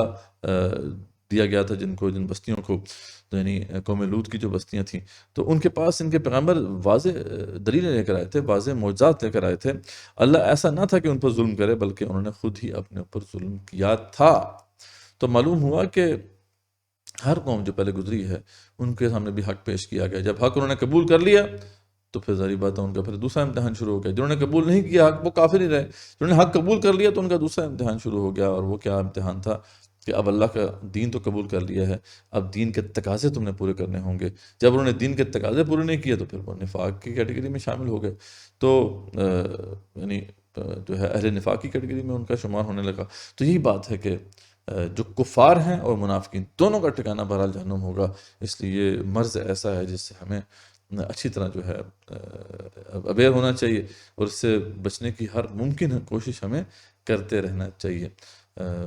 صحیحین میں اس پہ بہت سی احادیث ہیں جس میں یہ بتایا گیا ہے کہ صحابہ کرام کیسے جو ہے پریشان رہتے تھے. صحیح بخاری میں یہ ذکر ہے کہ ابن ابی ملائکہ ایک بہت بڑے تابعی ہیں، اور وہ جو ہے کہ خود فرماتے ہیں کہ میری ملاقات 30 سے اوپر صحابہ سے ہوئی، ٹھیک ہے، اور وہ کہتے ہیں کہ مجھے کوئی بھی ایک شخص ایسا نہیں ملا ان میں سے کہ جو نفاق کے بارے میں خدشہ نہ رکھتا. ٹھیک. تو یعنی اس طریقے سے صحابہ کرام جو ہے پریشان رہتے تھے اس حوالے سے، لیکن ہم جو ہے اس حوالے سے بالکل ٹینشن فری ہیں. تو یہ معاملہ جو ہے درست نہیں ہے. آگے اللہ فرماتے ہیں کہ والمؤمنون والمؤمنات بعضهم اولیاء بعض. اچھا، اس کے برعکس جو مومن مرد اور مومن عورتیں ہیں وہ ایک دوسرے کے ساتھ ساتھی ہیں، ایک دوسرے میں سے ہیں، ایک دوسرے کو سپورٹ کرنے والے ہیں. یأمرون بالمعروف، تو یہ وہ صحیح لوگ ہیں، یہ اچھی باتوں کا حکم دیتے ہیں. ینہون عن المنکر، اور بری باتوں سے روکتے ہیں. اور الصلاۃ ویقیمون الصلاۃ، اور یہ نماز کو قائم کرتے ہیں. ویؤتون الزکاۃ، اور زکوٰۃ کی ادائیگی کرتے ہیں. وَيُطِيعُونَ اللَّهَ وَرَسُولَهُ، اور اللہ اس کے رسول صلی اللہ علیہ وسلم کی اطاعت کرتے ہیں. اولئک سیرحمہم اللہ، اللہ تعالیٰ ان قریب جو ہے ان کے اوپر رحم کرے گا. ان اللہ عزیز حکیم، اللہ تعالیٰ بہت قدرت والا ہے اور بہت حکمت والا ہے. تو یہ اس کے برعکس معاملہ ہے کہ ایک طرف منافقین کا معاملہ آ گیا کہ منافق جیسے مرد ہیں تو عورتیں بھی ہیں، اور وہ ایک دوسرے کو سپورٹ کرتے ہیں اپنے کاموں میں، وہ بری باتوں کا حکم کرتے ہیں، اچھی باتوں سے روکتے ہیں. اس کے برعکس اہل ایمان جو جیسے مرد ہیں تو عورتیں بھی ہیں، ایک دوسرے کو وہ سپورٹ کرتے ہیں، اچھی باتوں کا وہ حکم کرتے ہیں، برائی سے روکتے ہیں. تو سب ذکر یہاں پہ آ گیا. اللہ فرماتے ہیں کہ آیت نمبر 71 کے ضمن میں یہ بات بھی ضمناً ڈسکشن میں آ جائے تو اچھا ہے کہ صحابیات جو تھیں رضی اللہ عنہن، انہوں نے بھی باقاعدہ جنگی خدمات جو ہیں وہ سر انجام دی ہیں. باقاعدہ وہ صحابہ کرام کے ساتھ جو ہے لڑی ہیں، اور کئی صحابیہ جو تھیں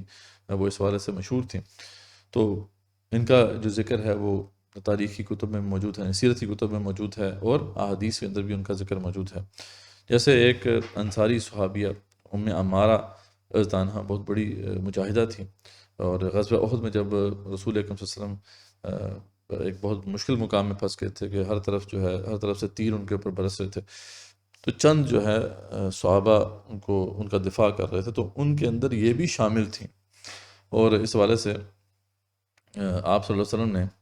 ایک روایت میں آتا ہے کہ ان کے جماع اور ثابت قدمی کو دیکھ کر آپ نے فرمایا تھا کہ آج جو یہ ام عمارہ ہیں ان کی ثابت قدمی اور استقلال فلاں و فلاں سے بہتر ہے. ٹھیک ہے، آپ صلی اللہ علیہ وسلم نے اس کی جو ہے تحسین فرمائی. اس کے بعد ہم دیکھتے ہیں کہ یہ احد کے علاوہ خیبر، حنین اور یمامہ کی جنگ میں بھی یہ شریک ہوئی تھیں. اور یمامہ کے دن جو لڑتے لڑتے تو ان کا ہاتھ بھی شہید ہو گیا تھا، اور اس کے علاوہ تلوار اور نیزوں کے 12 زخم ان پر دیکھے گئے تھے. طبقات ابن سعد میں یہ سب تفصیلات موجود ہیں. اس کے علاوہ اور بھی نام نوٹیبل موجود ہیں صحابیات کے اندر. ایک جو ہے صحابیہ کا ذکر ہے کہ رومیوں سے مسلمانوں کی جنگ میں اکرمہ بن ابی جہل کی بیوی ام حکیم جو تھیں وہ شریک تھیں. تو اجنادین کی جب لڑائی میں اکرمہ شہید ہو گئے تو 4 ماہ 10 دن کی عدت کے بعد پھر ان کا نکاح پہ خالد بن سعید سے ہوا تھا. تو ابھی بس وہ ولیمہ ہی ہوا تھا کہ رومیوں نے صف بندی کرنا شروع کر دی. تو یہ اسی حالت میں اپنے خیمے سے نکلیں اور دشمن کے ساتھ انہوں نے جو ہے وہ میدان جنگ میں ایک اپنی جو ہے وہ بہادری منوائی اور کئی کافروں کو جو ہے موت کے گھاٹ اتارا. تو یعنی اس طرح کی صحابیات بھی موجود تھی کہ وہ باقاعدہ جو ہے جنگ کے اندر انہوں نے حصہ لیا. اس کے علاوہ ایک بہت مشہور صحابیہ اسماء بنت یزید ہیں رضی اللہ عنہا، بڑی بہادر صحابیہ تھیں. ان کے ہاتھ سے بھی جنگ یرموک میں تقریباً 9 رومی جو تھے وہ قتل ہوئے. باقی یہ بات تو خیر حدیث میں بھی ذکر ہے ان کا، اور خود امہات میں بھی حضرت عائشہ صدیقہ رضی اللہ عنہا نے یہ خدمات سر انجام دی کہ جنگی قیدیوں کی مرہم پٹی کرنا اور ان کو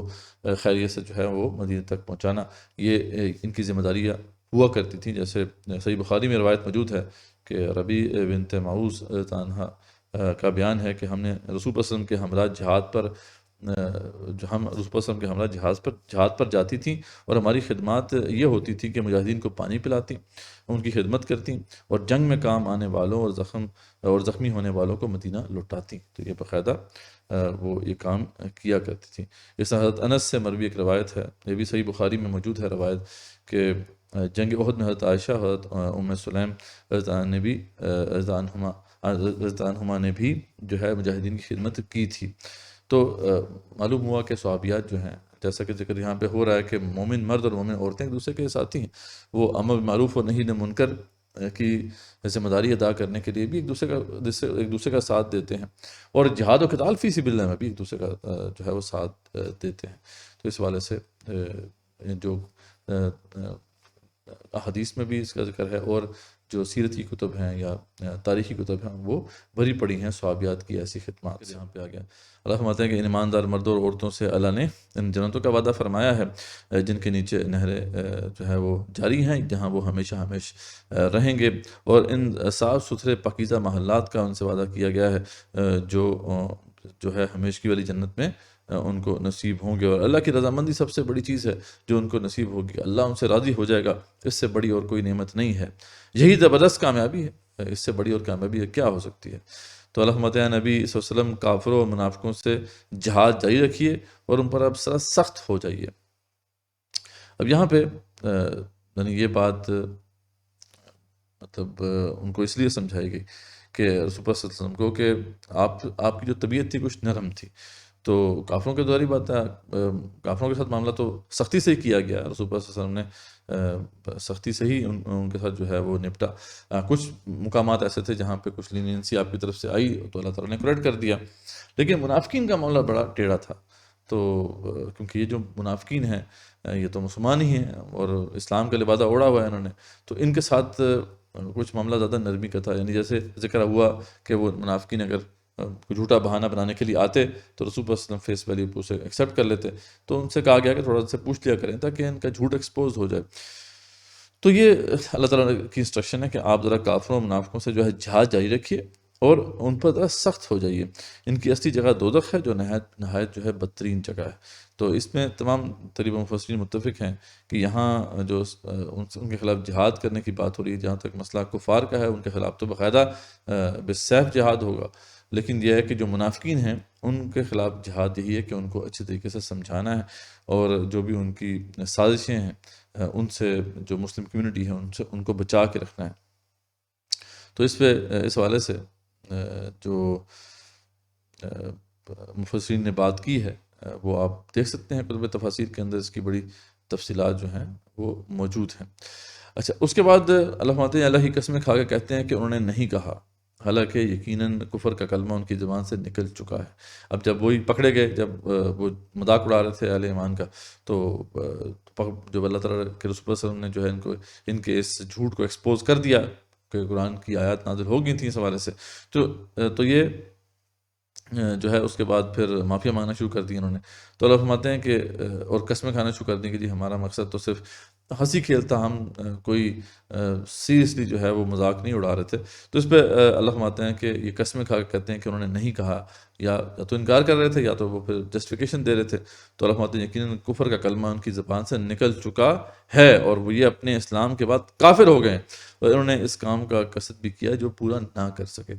ٹھیک ہے، یہ قصد کیا تھا؟ یہ صرف اسی بات کا انتقام لے رہے ہیں کہ انہیں اللہ نے اپنے فضل سے اور اس کے رسول صلی اللہ علیہ وسلم نے دولت مند کر دیا، یعنی اس بات کا وہ جو ہے انتقام لے رہے ہیں۔ وہ قصد کیا تھا؟ یہ غزوہ تبوک کے موقع پر ہی ایسا ہوا تھا کہ ایک گھاٹی سے ایک جو ہے وہ تنگ گھاٹی سے آپ گزر رہے تھے، تو کچھ منافقین نے یہ پلان کیا کہ آپ کے اوپر وہ حملہ کر دیں گے چھپ کے اور آپ کو شہید کر دیں گے۔ اس وقت آپ کے ساتھ صرف حضرت حذیفہ ابن یمان جو ہے وہ صحابی موجود تھے۔ اچھا،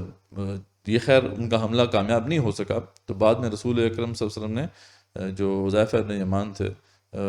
ان کو ان کے نام بھی بتا دیے تھے، تو اس سے جو ہے وہ مشہور ہو گئے تھے کہ یہ نبی کے رازدان ہیں صلی اللہ علیہ وسلم۔ تو اس سے پھر وہ ایک انٹرسٹنگ واقعہ بھی آتا ہے کہ جب اکثر لوگ جو ہیں ان سے پوچھا کرتے تھے کہ آپ ذرا بتائیں کہ وہ کون ہیں منافقین، تو خیر منع کیا تھا رسول اللہ صلی اللہ علیہ وسلم نے کہ کسی منافق کا نام نہیں بتانا۔ تو اس پہ خیر عمر بن خطاب رضی اللہ عنہ جو ہے ایک دفعہ بڑے پریشان ہو کے ان کے پاس آئے، ان سے کہا کہ میں تمہیں بس قسم دیتا ہوں مجھے صرف اتنا بتا دو کہ کیا میں تو ان میں شامل نہیں ہوں، ٹھیک ہے، انا من المنافقین، کہ میں تو نہیں ہوں ان کے اندر۔ تو اس طرح انہوں نے سوال پوچھا۔ تو یہ جسٹ امیجن کہ عمر بن خطاب جیسے صحابی رضی اللہ عنہ جو عشرہ مبشرہ میں ہیں اور خلیفہ راشد بھی رہے بعد میں، وہ اتنے کنسرن تھے اس حوالے سے۔ تو یہاں پہ یعنی یہ واضح کیا جا رہا ہے کہ کس طریقے سے ان کی جو ہے یہ سازشیں ہوتی تھیں، آپس میں بیٹھ کے خوب مذاق اڑا کرتے تھے۔ تو اللہ فرماتے ہیں کہ انہوں کافر ہو گئے اور انہوں نے وہ قصد بھی کیا لیکن وہ کامیاب نہ ہو سکے۔ اصل میں وہی نفرت کی بات ہے نا، نفرت اتنی بڑھ گئی تھی کہ ان کی وجہ سے ہم ایکسپوزڈ ہوئے ہیں، تو رسول اللہ وسلم کے بارے میں بھی نفرت تھی، اور جو دیگر صحابہ تھے رضوان اللہ تعالیٰ علیہم، ان کے بارے میں بھی دل میں نفرت بیٹھ چکی تھی۔ یہ نفاق مرض ہی اتنا گندا مرض ہے کہ یہ انسان کو اس مقام پہ لے جاتا ہے جہاں اس کے دل میں پھر اس کانسیپٹ سے ہی نفرت ہو جاتی ہے، اور جو اس فرض کی ادائیگی کر رہے ہوتے ہیں وہ لوگ جس سے اس نے گریز کیا تھا، تو وہ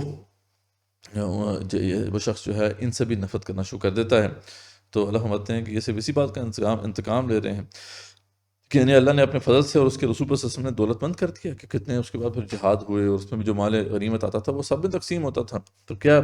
اس کا انتقام لے رہے ہیں؟ یہ کتنے یعنی ناہنجار ہیں۔ اگر یہ اب بھی توبہ کر لیں تو یہ ان کے حق میں بہتر ہے، اللہ فرماتے ہیں، اور اگر منہ موڑ رہے ہیں تو اللہ تعالیٰ انہیں دنیا اور آخرت میں دردناک عذاب دے کر رہے گا، اور زمین بھر میں ان کا کوئی حمایتی اور مددگار پھر نہ کھڑا ہوگا۔ پھر ایک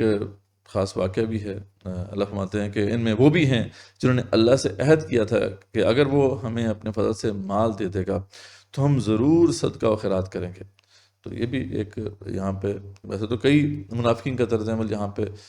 جو ہے وہ ایکسپوز کر دیا گیا، لیکن ایک خاص پرٹیکولر منافق کا بھی ذکر کتب تفاسیر میں موجود ہے، اور اس نے یہ کہا تھا کہ جی اللہ مجھے صدقہ اور خیرات دے دے تو میں تو ضرور جو ہے اس میں سے خرچ کروں گا اور پوری طریقے سے نیکوکاروں میں ہو جاؤں گا۔ یعنی ایک ایسا شخص بھی تھا جس نے یہ بات کی تھی، لیکن یہاں پہ تو جنرلی یہ بات کی جا رہی ہے کہ ان میں سے ایسے بھی ہیں جو یہ بات کہتے ہیں کہ اللہ اگر ہمیں صدقہ اور خیرات دے دے اور ہمیں مالا مال کر دے تو ہم خوب صدقہ کریں گے اور نیکوکاروں میں ہو جائیں گے۔ تو لیکن جب اللہ نے اپنے فضل سے انہیں دے دیا تو یہ اس میں بخیلی کرنے لگے، بخل کرنے لگے اور ٹال مٹول کر کے منہ موڑ لیا۔ تو اللہ فرماتے ہیں پس اس کی سزا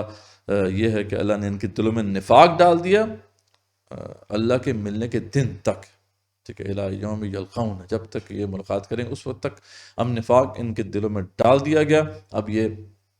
چاہیں گے بھی تو اس سے نہیں نکل سکتے۔ نفاق جو ہے اب ان کے دلوں میں اتنا گہرا بیٹھ چکا ہے کیونکہ انہوں نے اللہ سے کیے ہوئے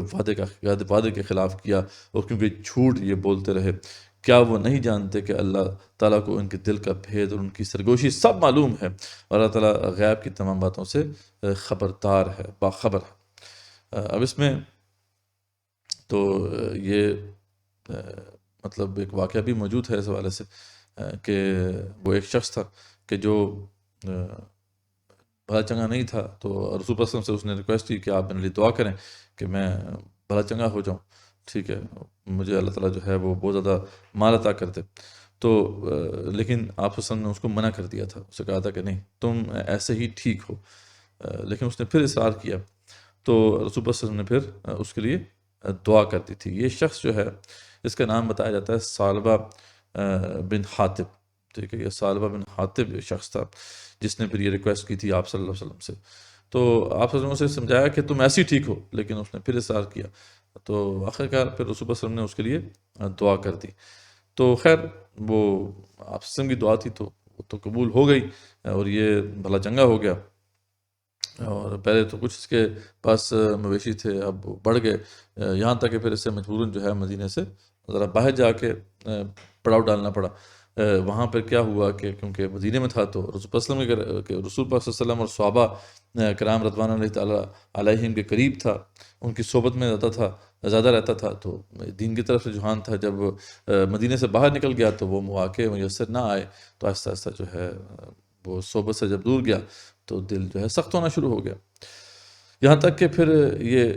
اتنا سخت ہو گیا، یہ اتنا مشغول ہو گیا اپنے اس بزنس کے اندر کہ رسول اللہ صلی اللہ علیہ وسلم نے جب زکوٰۃ وصول کرنے کے لیے اپنے ایک ایلچی کو بھیجا تو اس نے یہ کہہ کے مطلب جھڑک دیا اسے، یہ تو بھی یہ جو زکوٰۃ ہے نا یہ مجھے جزیہ معلوم ہوتا ہے، یہ کیا ہم سے جو ہے مجبوراً یہ وصول کیا جا رہا ہے، یعنی ایسی غلط بات اس نے زبان سے نکالی۔ اچھا، رسول اللہ صلی اللہ علیہ وسلم کے پاس جب وہ ایلچی آیا تو اس نے بتایا کہ بھی یہ اس نے بات کہی ہے، پھر آپ صلی اللہ علیہ وسلم نے اسے پھر قبول نہیں کیا، اور 3 دفعہ آپ نے فرمایا تھا کہ بس یہ برباد ہو گیا ثعلبہ، ٹھیک، اور پھر اسی کانٹیکسٹ میں پھر یہ آیات نازل ہوئی تھی جس کا ذکر ہو رہا ہے۔ یہ میں آپ کو شبیر عثمانی کی جو تفسیر عثمانی اس سے جو ہے یہ واقعہ کوٹ کر رہا ہوں۔ اچھا، اس کے بعد اس کے کچھ اقارب تھے، انہوں نے اس کو سمجھایا کہ تم نے دیکھو یہ بہت غلط بات کی ہے، تو پھر یہ آپ کے پاس آیا اور نادم ہو کے آیا،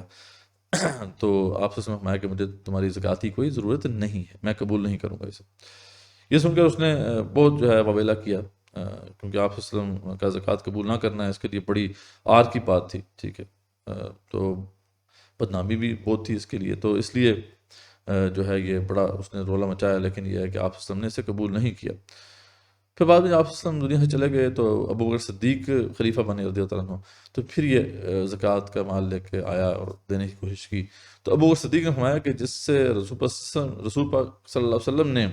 زکوٰۃ وصول نہیں کی، میں کیسے کر سکتا ہوں؟ تو یہ جو ہے وہاں بھی ناکام رہا، یہاں تک کہ پھر عمر بن خطاب کے زمانے میں بھی اس نے کوشش کی، انہوں نے بھی قبول نہیں کیا۔ اس کے بعد پھر کہتے ہیں کہ حضرت عثمان جو ہے رضی اللہ عنہ کی خدمت میں زکوٰۃ پیش کی، جب اس نے تو انہوں نے بھی انکار کر دیا، تو یہ اس زمانے میں بالکل پاگل ہو گیا تھا پھر، اور یعنی ذہنی توازن کھو بیٹھا تھا۔ تو دیکھیں رسول اللہ صلی اللہ علیہ وسلم نے اسے اسی وقت کہہ دیا تھا جب اس نے ریکویسٹ کی تھی کہ آپ میرے لیے دعا کریں کہ میں بھلا چنگا ہو جاؤں، تو آپ صلی اللہ علیہ وسلم نے فرمایا تھا کہ دیکھو تم ایسے ہی ٹھیک ہو، کیونکہ مال بہرحال فتنہ ہے، مال سے بچنا ہی چاہیے، لیکن یہ ہے کہ اگر مال ہے اللہ تعالیٰ نے دیا تو اس میں سے بھی خرچ کرنا چاہیے، لیکن اس نے ایسا نہیں کیا، تو آخرکار پھر جو ہے یہ اس کا معاملہ ہو گیا، تو اس کا ذکر جو ہے اس مقام پہ موجود ہے۔ تو جو لوگ رحمتیں مسلمانوں پر تانہ دانی کرتے ہیں، جو دل کھول کر خیرات کرتے ہیں، اور ان لوگوں پر جنہیں سوائے اپنی محنت و مزدوری کے اور کچھ میسر نہیں آتا، ان پہ بھی مذاق اڑاتے ہیں، یعنی ان کا بھی مذاق اڑاتے ہیں، تو ان کی زبانوں سے کوئی بھی محفوظ نہیں تھا۔ کوئی اگر زیادہ مال لے کے آ گیا تو اس کے اوپر بھی جناب انہوں نے تانا دینا شروع کر دیا، جی یہ تو بڑا ریاکاری کرتا ہے، جیسے حضرت عثمان غنی حضرت حضرت عثمان بن عفان، حضرت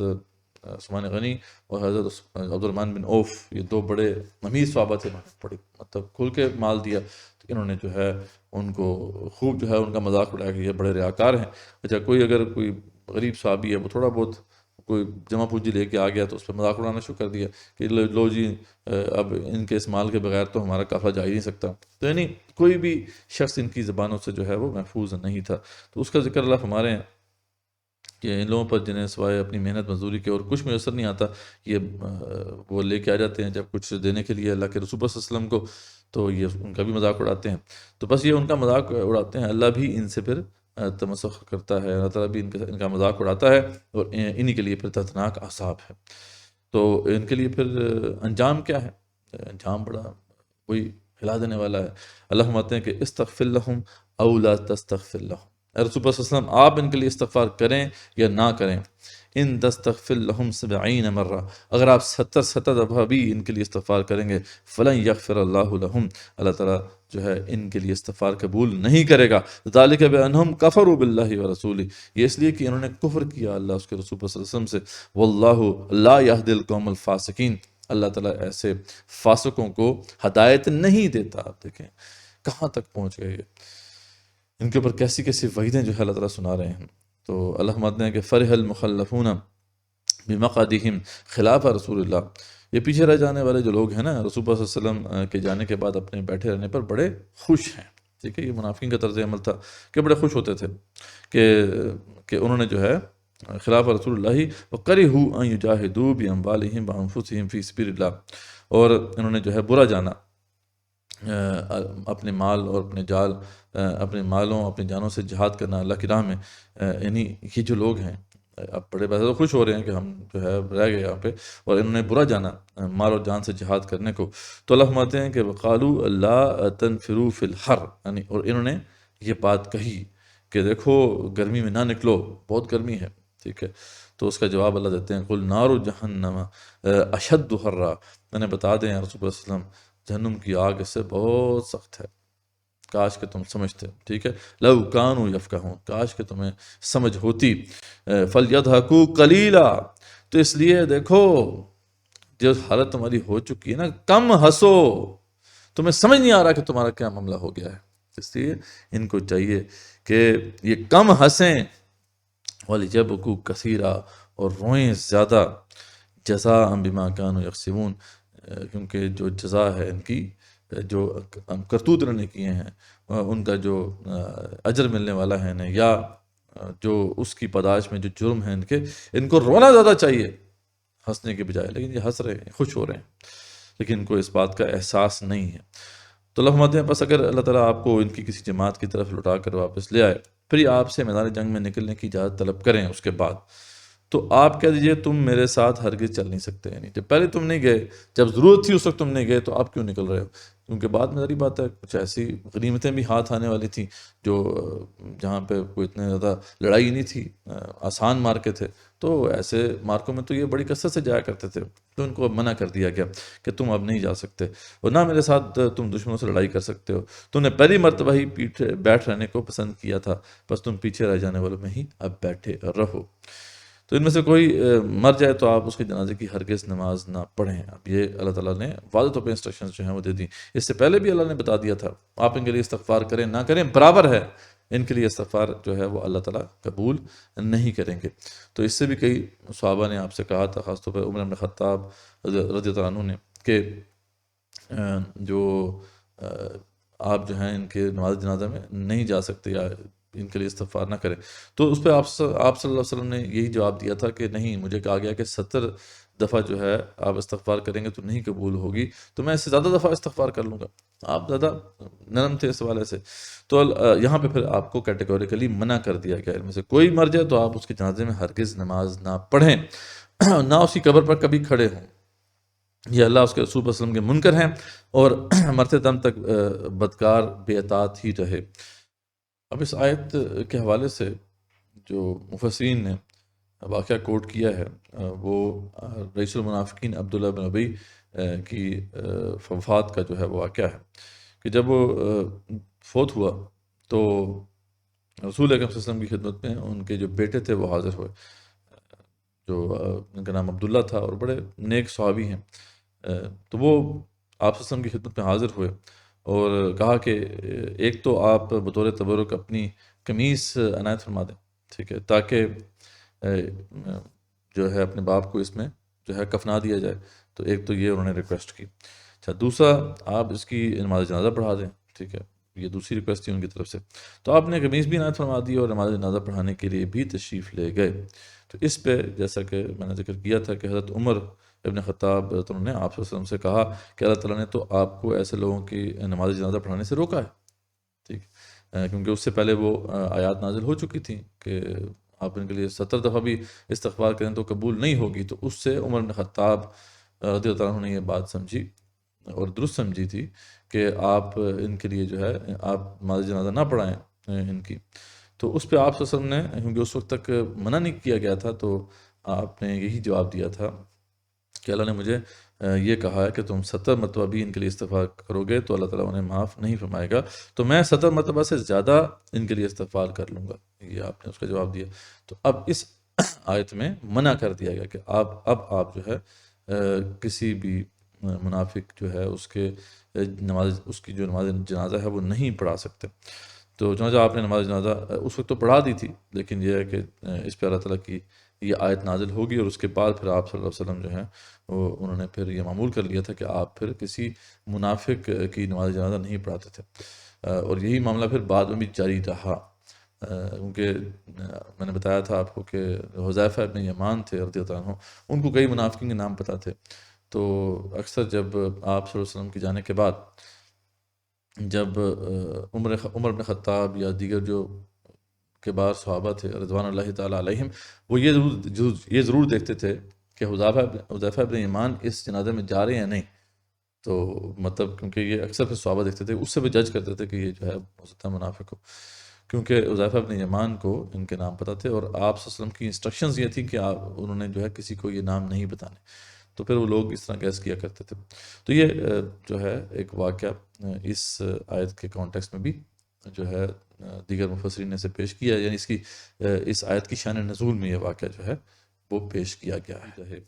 آپ کو ان کے مال اور اولاد کچھ بھی بھلے نہ لگیں، وہی بات دوبارہ جو پہلے بھی آئی تھی کہ آپ کو یہ نہ لگے کہ ہم نے ان کے اوپر بڑا کرم کیا ہوا ہے، اللہ کی چاہت یہی ہے کہ انہیں ان چیزوں سے دنیاوی زندگی میں بھی سزا دے اور یہ اپنی جانیں نکلنے تک کافر ہی رہیں، یہ اللہ تعالیٰ کا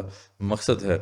جب کوئی صورت اتاری جاتی ہے تو اللہ پر ایمان لاؤ اور اس کے رسول صلی اللہ علیہ وسلم کے ساتھ مل کر جہاد کرو، تو ان سے دولت مندوں کا ایک طبقہ آپ کے پاس آ کر یہ کہہ کر رخصت دے دیتا ہے کہ ہمیں تو بیٹھے رہنے والوں ہی میں چھوڑ دیجئے، یعنی ہم سے تو یہ جو ہے جانا نہیں ہوگا۔ تو اس پہ اللہ تعالیٰ جو ہے ان پہ ایک طنز فرماتے ہیں، اللہم رضوا بأن یکونوا مع الخوالف، یہ تو خانہ نشین عورتوں کا ساتھ دینے پر جو ہے وہ خوش ہیں، ریجھ گئے ہیں۔ وَطُبِعَ عَلَىٰ قُلُوبِهِمْ، ان کے دلوں پہ جو ہے مہر لگا دی گئی ہے، فَهُمْ لَا يَفْقَهُونَ، اور اب یہ نہیں سمجھ سکتے۔ لیکن خود رسول اللہ اور اس کے ساتھ کے جو ایمان والے ہیں وہ اپنے مالوں اور جانوں سے جہاد کرتے ہیں، یہی لوگ بھلائیوں والے ہیں، یہی لوگ کامیابی حاصل کرنے والے ہیں۔ انہی کے لیے اللہ نے وہ جنتیں تیار کی ہیں جن کے نیچے نہریں جاری ہیں، جن میں یہ ہمیشہ رہنے والے ہیں۔ یہی بہت بڑی کامیابی ہے۔ اور اللہ فرماتے ہیں کہ یہ جو کچھ آراب ہیں، یہ تو وہ منافقین ہیں جو کہ مطلب جو سیٹلڈ ایریا کے آس پاس رہتے ہیں، یعنی مدینے کے آس پاس رہتے ہیں، لیکن کچھ بدو منافقین بھی ہیں، ان کا ذکر بھی ہو رہا ہے کہ جو بدو ہیں، ان میں سے بھی عذر والے لوگ حاضر ہوئے کہ انہیں رخصت دے دی جائے، اور وہ بیٹھ رہے جنہوں نے اللہ سے، اس کے رسول صلی اللہ علیہ وسلم سے جھوٹی باتیں بنائی تھیں۔ اب تو ان میں جتنا بھی کفار ہیں انہیں دکھ دینے والی مار پہنچ کے رہے گی، یعنی اب ان کے اوپر سزا جو ہے نافذ ہو کے رہے گی۔ اللہ فرماتے ہیں کہ ضعیفوں پر، بیماروں پر، ان پر جن کے پاس خرچ کرنے کو کچھ بھی نہیں ہے، کوئی حرج نہیں ہے، ان پہ کوئی حرج نہیں ہے، ان کے اوپر بہرحال حرج ہی حرج ہے، بشرطے کہ وہ اللہ، اس کے رسول صلی اللہ علیہ وسلم کی خیر خواہی کرتے رہیں۔ ایسے نیکوکاروں پر ایسے جو نیک لوگ ہیں ان پر کوئی الزام نہیں ہے، یعنی الزام کی کوئی راہ نہیں ہے۔ اللہ تعالیٰ بڑی مغفرت اور رحمت والا ہے ان کے لیے، یعنی جو بغیر کسی عذر کے نہیں گئے جہاد کے لیے، ان کے اوپر تو ضریبت وبال پڑے گا۔ جو معذور ہیں اور جن کا عذر تھا، ان کے اوپر وبال جو ہے وہ نہیں پڑے گا۔ اللہ فرماتے ہیں ہاں ان پر بھی کوئی حرج نہیں جو آپ کے پاس آتے ہیں کہ آپ انہیں سواری مہیا کریں۔ یہ بھی کچھ نیک لوگ تھے آپ کے پاس آئے، ان کے پاس سواریاں نہیں تھی جانے کے لیے، جنگی ساز و سامان نہیں تھا، تو وہ آتے ہیں، وہ کہتے ہیں کہ آپ ہمارے لیے سواریاں مہیا کر دیں، تو آپ جواب دیتے ہیں کہ میں تو تمہاری سواری کے لیے کچھ بھی نہیں کر پاتا، یا میرے پاس تو یہ سواریاں یا جنگی ساز و سامان نہیں ہے۔ تو وہ رنج و غم سے اپنی آنکھوں سے آنسو بہاتے ہوئے لوٹ جاتے ہیں، ان کے آنکھوں سے بے اختیار آنسو نکل آتے ہیں کہ انہیں خرچ کرنے کے لیے کچھ بھی میسر نہیں۔ تو ایسے لوگوں کے اوپر بھی کوئی وبال نہیں ہوگا۔ اللہ تعالیٰ ان کی باطن کو اچھی طرح جانتا ہے۔ بے شک انہی لوگوں پر راہ الزام ہے جو باوجود دولت مند ہونے کے آپ سے اجازت طلب کرتے ہیں۔ یہ دوبارہ اللہ تعالیٰ نے یہاں پہ وہی طنز جو ہے فرمایا کہ یہ تو خانہ نشین جو عورتیں ہیں ان کے ساتھ بیٹھے رہنے پر خوش ہیں، یہ یعنی ایک طرح سے کہا جا رہا ہے کہ نامرد ہیں، ٹھیک ہے، کہ یہ جہاد کے لیے نہیں کھڑے ہوئے، اور ان کے دلوں پر مہر خداوندی جو ہے لگ چکی ہے جس سے وہ محض بے علم ہو چکے ہیں۔ تو یہ جو آیت نمبر 93 تک کا مقام تھا، آپ نے دیکھا کہ منافقین کا جو طرز عمل ہے اس کو بالکل واضح طور پہ پیش کر دیا گیا ہے، ان کی جو بھی شخصی کمزوریاں ہیں ان کو ایک کر کے جو ہے لسٹ کیا گیا ہے، واضح کیا گیا ہے، اور پھر اس کی جو ہلاکت خیزی ہے اس کو واضح کیا گیا ہے کہ ایک منافق جو ہے وہ آخر کہاں تک جائے گا، اس کا انجام کیا ہوگا۔ اللہ تعالیٰ ہمیں مرض نفاق سے بچائے۔ آگے انشاءاللہ اب ہم ایک بہت اہم مقام ہے اس کا مطالعہ کریں گے۔ لمن حفظ الكتاب بصدره فبدا وضيئا كالنجوم تألقا وتمثل القرآن في أخلاقه وفعاله فيه الفؤاد تعلقا